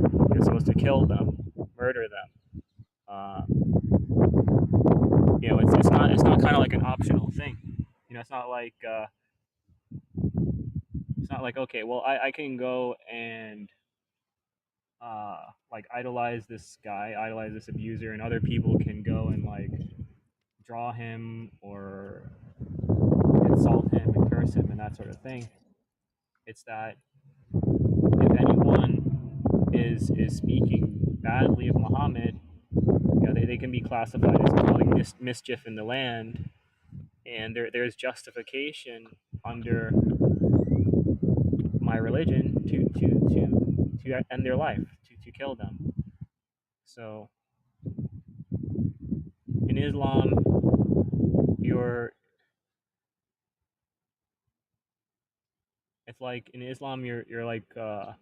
under Muhammad, you're white knighting for Muhammad, and in Roman Catholicism, they lick the boots of the Pope. So it's this They do what? They lick the boots of the Pope. What do you mean? They believe that the Pope has papal infallibility, that he can make statements that are binding for the whole, for all of Christianity, or for the entire Roman Catholic Church. But and if anyone brings up things